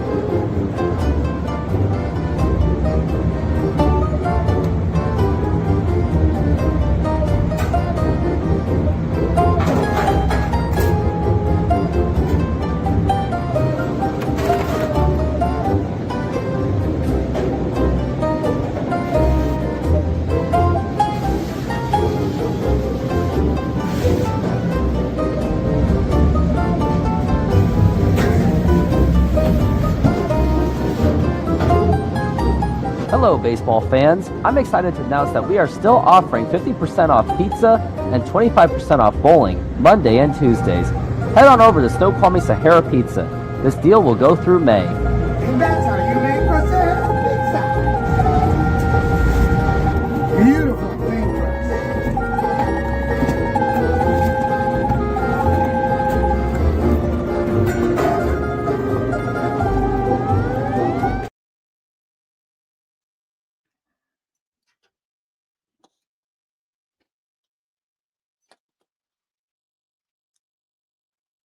I guess I'll scan and see who is the Mariner of the player of the game. It's gonna be Julio Rodriguez.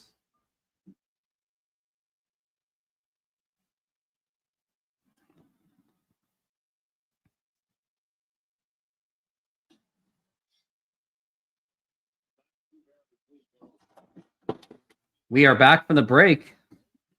And now we've got a lefty. I think it's gonna be Caleb Ferguson. Together in that band, Brandon Gana, the TV voice for the Atlanta Braves, will be doing the play-by-play tomorrow. Angie alongside you, and we'll be doing sidelines for tomorrow's series finale. And when you listen to Brandon's voice, everybody at home, you might hear his voice, and you might think to yourself, it sounds a little familiar. He's the voice of Madden. So no football call tomorrow, but Brandon's voice has been heard by millions upon millions. Yep, Caleb Ferguson's up on the mound, and I think at this point, why not just give Harry Ford some reps? Why not give Harry Ford some reps?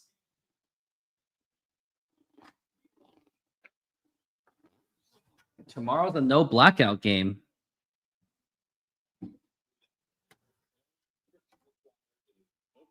Now here is Albies. Now the pitch, and that is a strike.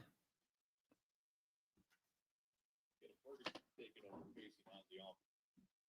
know, tonight we've seen a lot of these Mariners hitters get right, and Caleb, you know, kind of needs to. Now we're at 0-1, and the pitch, and that he flings the bat away, and that's going to be foul ball. 0-2.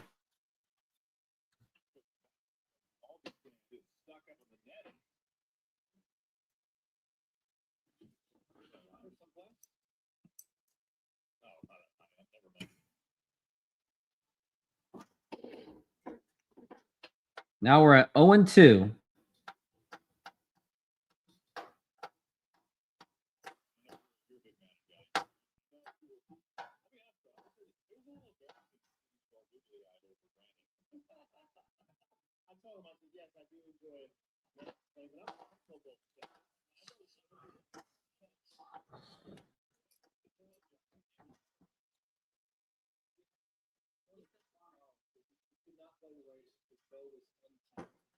Oh, 2. Low for a ball. That's going to be 1-2.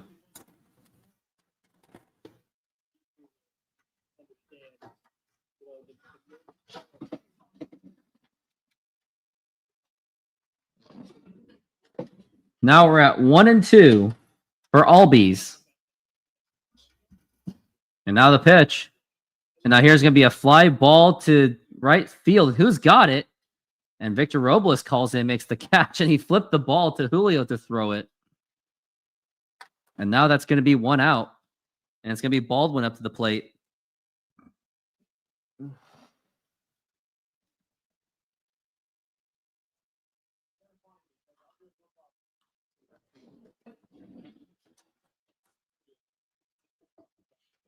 And now here's Baldwin, who is 1 for 3. And now the pitch. And that is a strike. As we're at, he is now 1 for 3.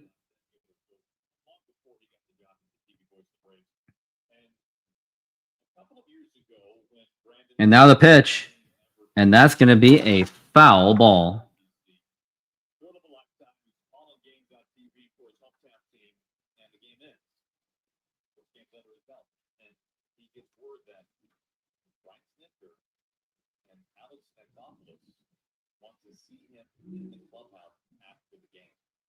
Now we're at 0-2.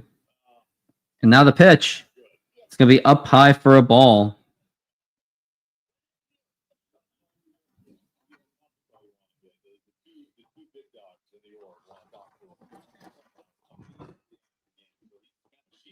Now we're at 1-2 for Baldwin. And the pitch.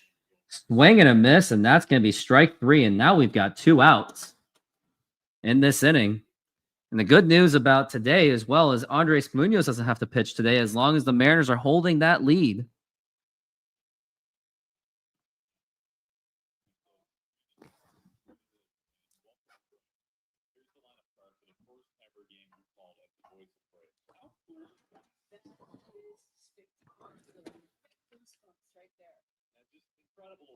there. And now the pitch to Ha-Sung Kim, and that is a strike. To think of somebody up in the booth, right? They are associated with, but maybe not directly connected to when it comes to game day. It tells you a lot about both those guys. And now the pitch, and that's going to be a foul ball. 2 out, 0-2. Now we're at 0-2 for Ferguson, or for Kim. And now the pitch. Now here's a ground ball foul. And I did miss it. And I hope you're still on the show, but Fritz, thank you very much for the donation of $2. I'll take it. As we are at 0-2 for Ha-Sung Kim.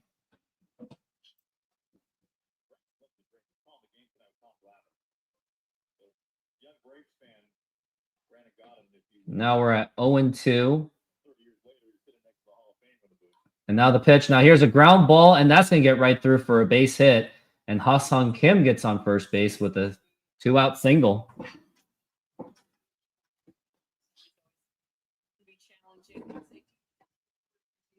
This is what you dream In the Korean language, you would call him Kim Ah-sung.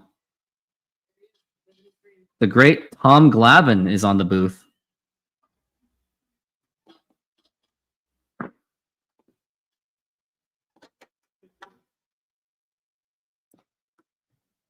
last year when we were in Philly. I got Now the pitch to Acuna, and that is a swing and a miss. He walked in and Dave Sims and I were doing the game, and then Dave just like introduced to me. He's like, "Do you guys know each other?" And I was, I don't know if you could tell I started hyperventilating, but And now, why was Prucker doing? I just Now the pitch. He says It's going to be a foul ball. He was like that as a player. He's like that now as a broadcaster, like goals. And everybody just lets him be John Kruk. I just thought he was absolutely fantastic. I mean, a guy that, wasn't necessarily the greatest athlete, but did the absolute. Now we're at 0-2. with the talents he had. And Prucker pages a career. And now the pitch. Low for a ball. And that could have moved the runner, and it should have. So close to being But it is 1-2 so far. double. There's an error in there someplace that took a double away. Only been 592 ribbies. I mean, 600. Fine career, decade of the big leagues, 6-time All-Star. Now we're at 1-2. The pitch. Now here's a liner to right field, but Robles will make the catch, and that is going to retire the side. And we're going to go into the next inning. Try our delicious burgers today. Satisfy your cravings with our mouth-watering burgers. Double cheeseburger with classic double beef patties with melted cheese, lettuce, tomatoes, onion and house sauce, a fresh, flavorful delight. Double bacon cheeseburger, crispy bacon, fried onions, barbecue sauce, and double cheese. Double guacamole bacon burger, double cheese, crispy bacon, guacamole, lettuce, tomatoes, onions, and our special house sauce. Pair any burger with fries with an ice-cold drink for the perfect meal. Come down and taste the difference. You can only find these burgers at our Snoqualmie Mexican food truck.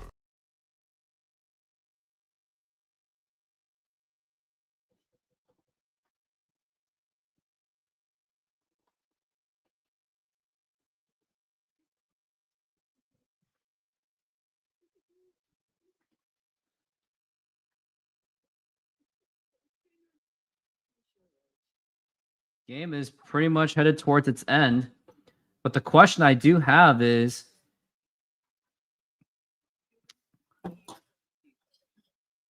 Cal Raleigh gonna, or are they gonna just rest Cal Raleigh and let Harry Ford take the plate? I would like to see that happen. And I think it should happen.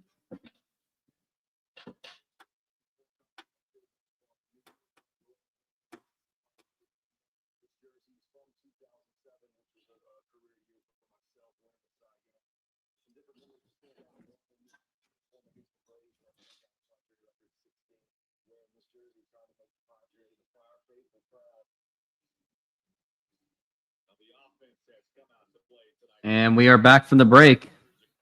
Mariners literally living and dying by the home runs. 4 home runs today. Julio Rodriguez, Julio again, Eugenio Suarez, and Josh Naylor.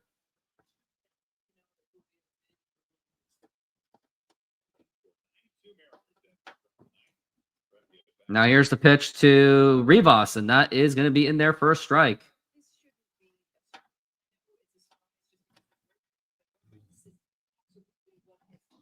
Oh, Angie Mentic, what are you saying? Now the pitch, and that's going to be a strike again, 0-2.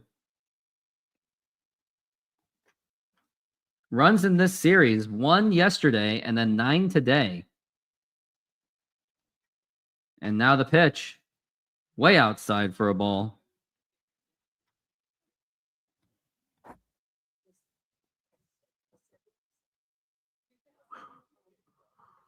And the pitch. Now here's a ground ball foul.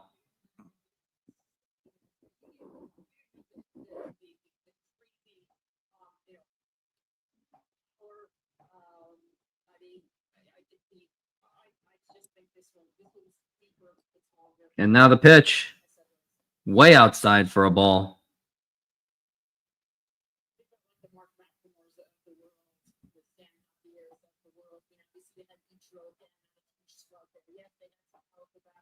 And the 2-2. Up high for a ball, 3-2.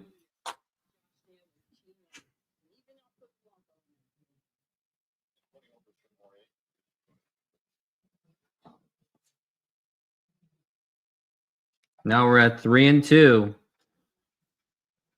And the pitch. Swing and a miss, strike 3. And now it's going to be Randy Arozarena up to the plate.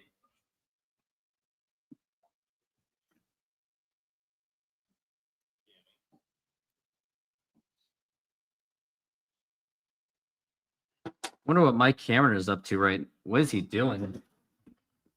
Mike Cameron, Mariners. Oh, and it looks like it's going to be Harry Ford actually batting for Randy Arozarena. I wonder if they're going to put him in outfield then. And now here is the pitch. And that's going to be a strike for Harry Ford. Harry Ford just making his second at bat. In Tacoma, who's batting .283 in 97 games with 16 home runs, made his major league debut last night.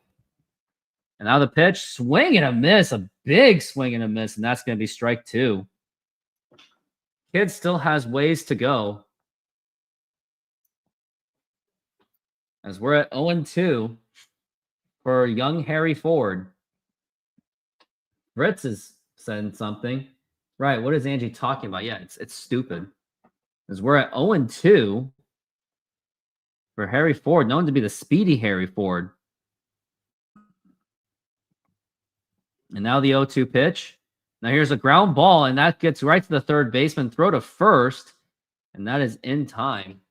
And that's going to be 2 outs.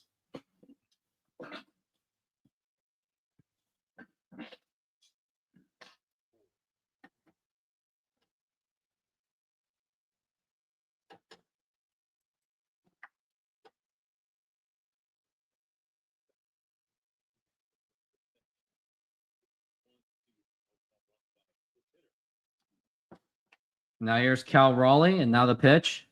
And a swing and a miss. Harry Ford's trade stock is dropping by the minute, pretty much. As now we're at 0-1 for Cal Raleigh.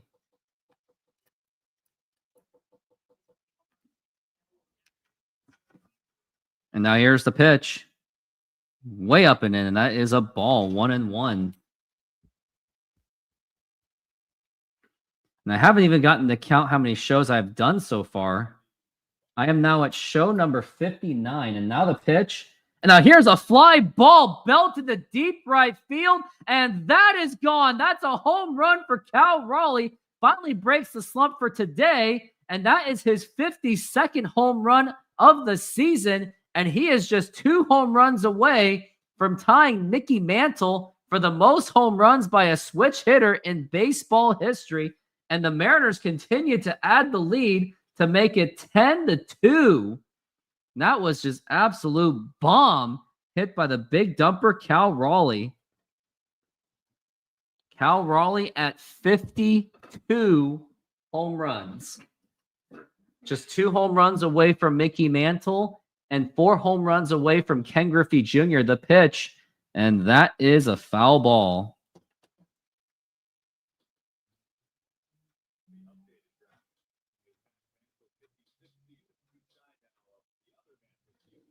As we're at 0-1 for Julio, and now the pitch. Swing and a miss, and that is strike 2.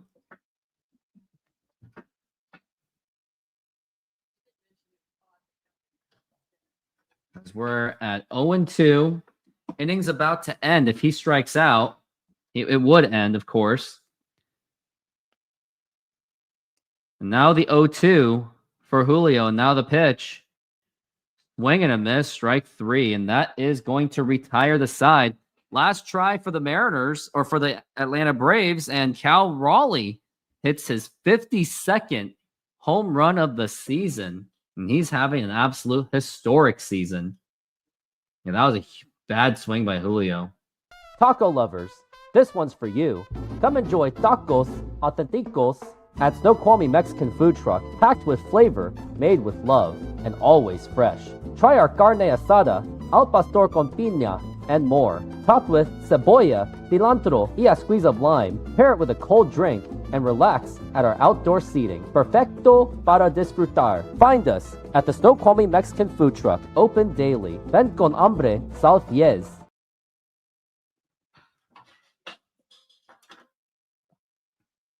Try our hand-breaded chicken tenders, perfectly seasoned and served with a choice of sides, golden fries, fluffy biscuits, homemade mashed potatoes, creamy mac and cheese, fresh side salad, fresh coleslaw, plus enjoy a dipping sauce on the side. Come in and treat yourself to the best comfort food around. Visit us today and satisfy your cravings.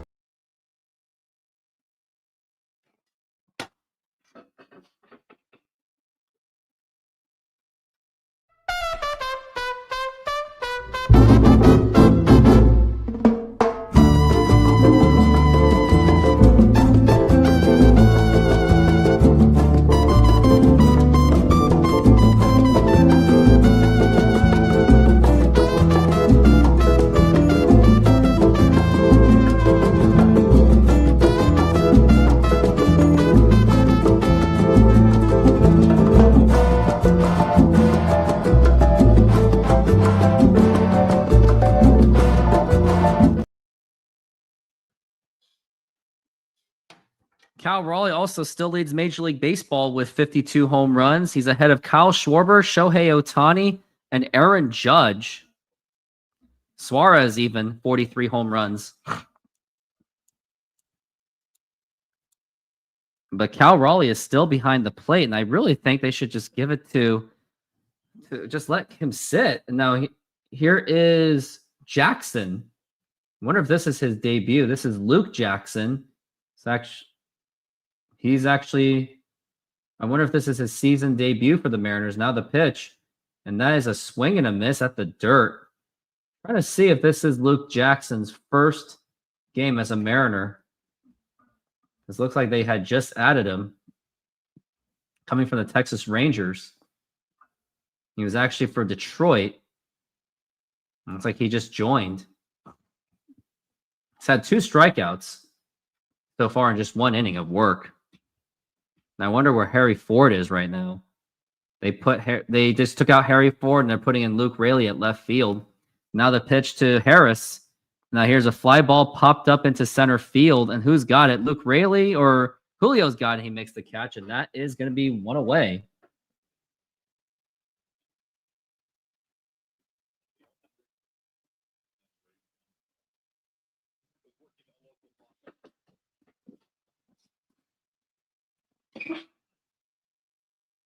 Now here's Murphy. Going to be up to the plate. Just 2 outs left, and the Mariners will have won this game and broken a horrific 4-game losing streak, and they have lost more games than you would want to think of. Now here's Murphy, 0 for 3. And now here's the pitch. Now here's going to be a ground ball foul. That would be 0-2. And this game just gets closer and closer to its end.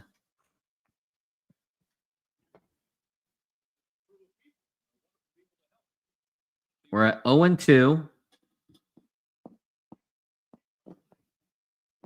And now the pitch.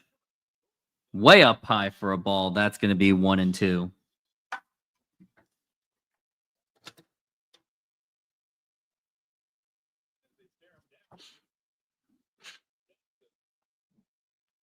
And the 1-2. And you try to frame it, and that's not going to get anything done. It's going to be 2-2.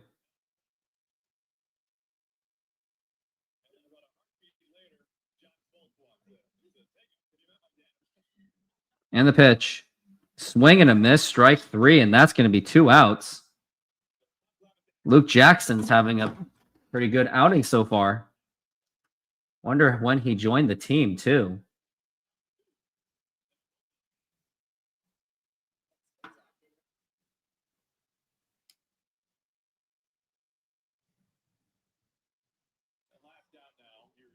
Now the pitch.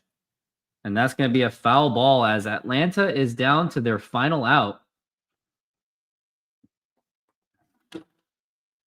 Mariners transactions. As we're at 0-1 for Bujan and the pitch. And that's going to be a foul ball. Luke Jackson was out of Tacoma. He was in Tacoma for a little bit. As we're at 0-2 for Brujan. And now the pitch. Now here's a liner, and that's going to be caught by Leo Rivas, and that is the ball game. The ball game is over. The Mariners finally snap another losing streak. They have won 10-2 behind home runs by Julio Rodriguez, 2 of them, Eugenio Suarez, Josh Naylor, and Cal Raleigh. And the Mariners will hopefully go into their next game, their final game of the series of this dreadful road trip. And depending how that goes, whoever is going to be pitching, it's going to be Luis Castillo against Strider.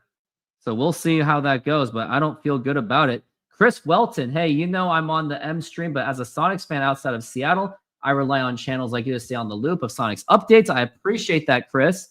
What are your thoughts on Mark Cuban and Bill Simmons saying expansion won't happen? They are both heavy on expansion. They are both heavy on expansion is happening bandwagon a few years ago. What's the vibe in Seattle right now? No news about as of now, there's no news. Adam Silver's basically, he said that they're exploring the options. But you would think that expansion is happening since Major League Baseball is exploring it. WNBA has been expanding. NHL has been expanding. Major League Soccer has been expanding. So you would think that there is momentum for that. I mean, Mark Cuban and Bill Simmons, ugh. I mean, Bill Simmons has been off with his stuff, though, right? Like, he said that expansion was happening. And he also said the Brooklyn Nets trade was a good trade for the Nets and not the Celtics when they traded away when the Celtics traded away Kevin Garnett, Paul Pierce, and Jason Terry for multiple first-round picks. And Bill Simmons thought that those trades were not going to do anything justice. So I don't know. And Mark Cuban has kind of been off the rails on things that he says. So I don't know. I would hope that everything that they're saying is inaccurate because they have been known to say inaccurate things like Bill Simmons. He was inaccurate when he's been inaccurate in a lot of things. But I guess there's supposed to be another press conference coming in mid-September, but I'm not sure yet. So something that will have to be updated, but I will certainly be updating about Sonics updates, and I'll be more involved with NBA stuff going into the season. So I guess we'll see. And anyways, that's going to be it. And everyone, thank you for being here. Thank you, Steve. Thank you, Jay Trident Podcast, for being there. And I will be taken off as I will be cutting some videos, and I'm hungry. So I got to get going. But everyone, thank you and have a good night. And go Mariners.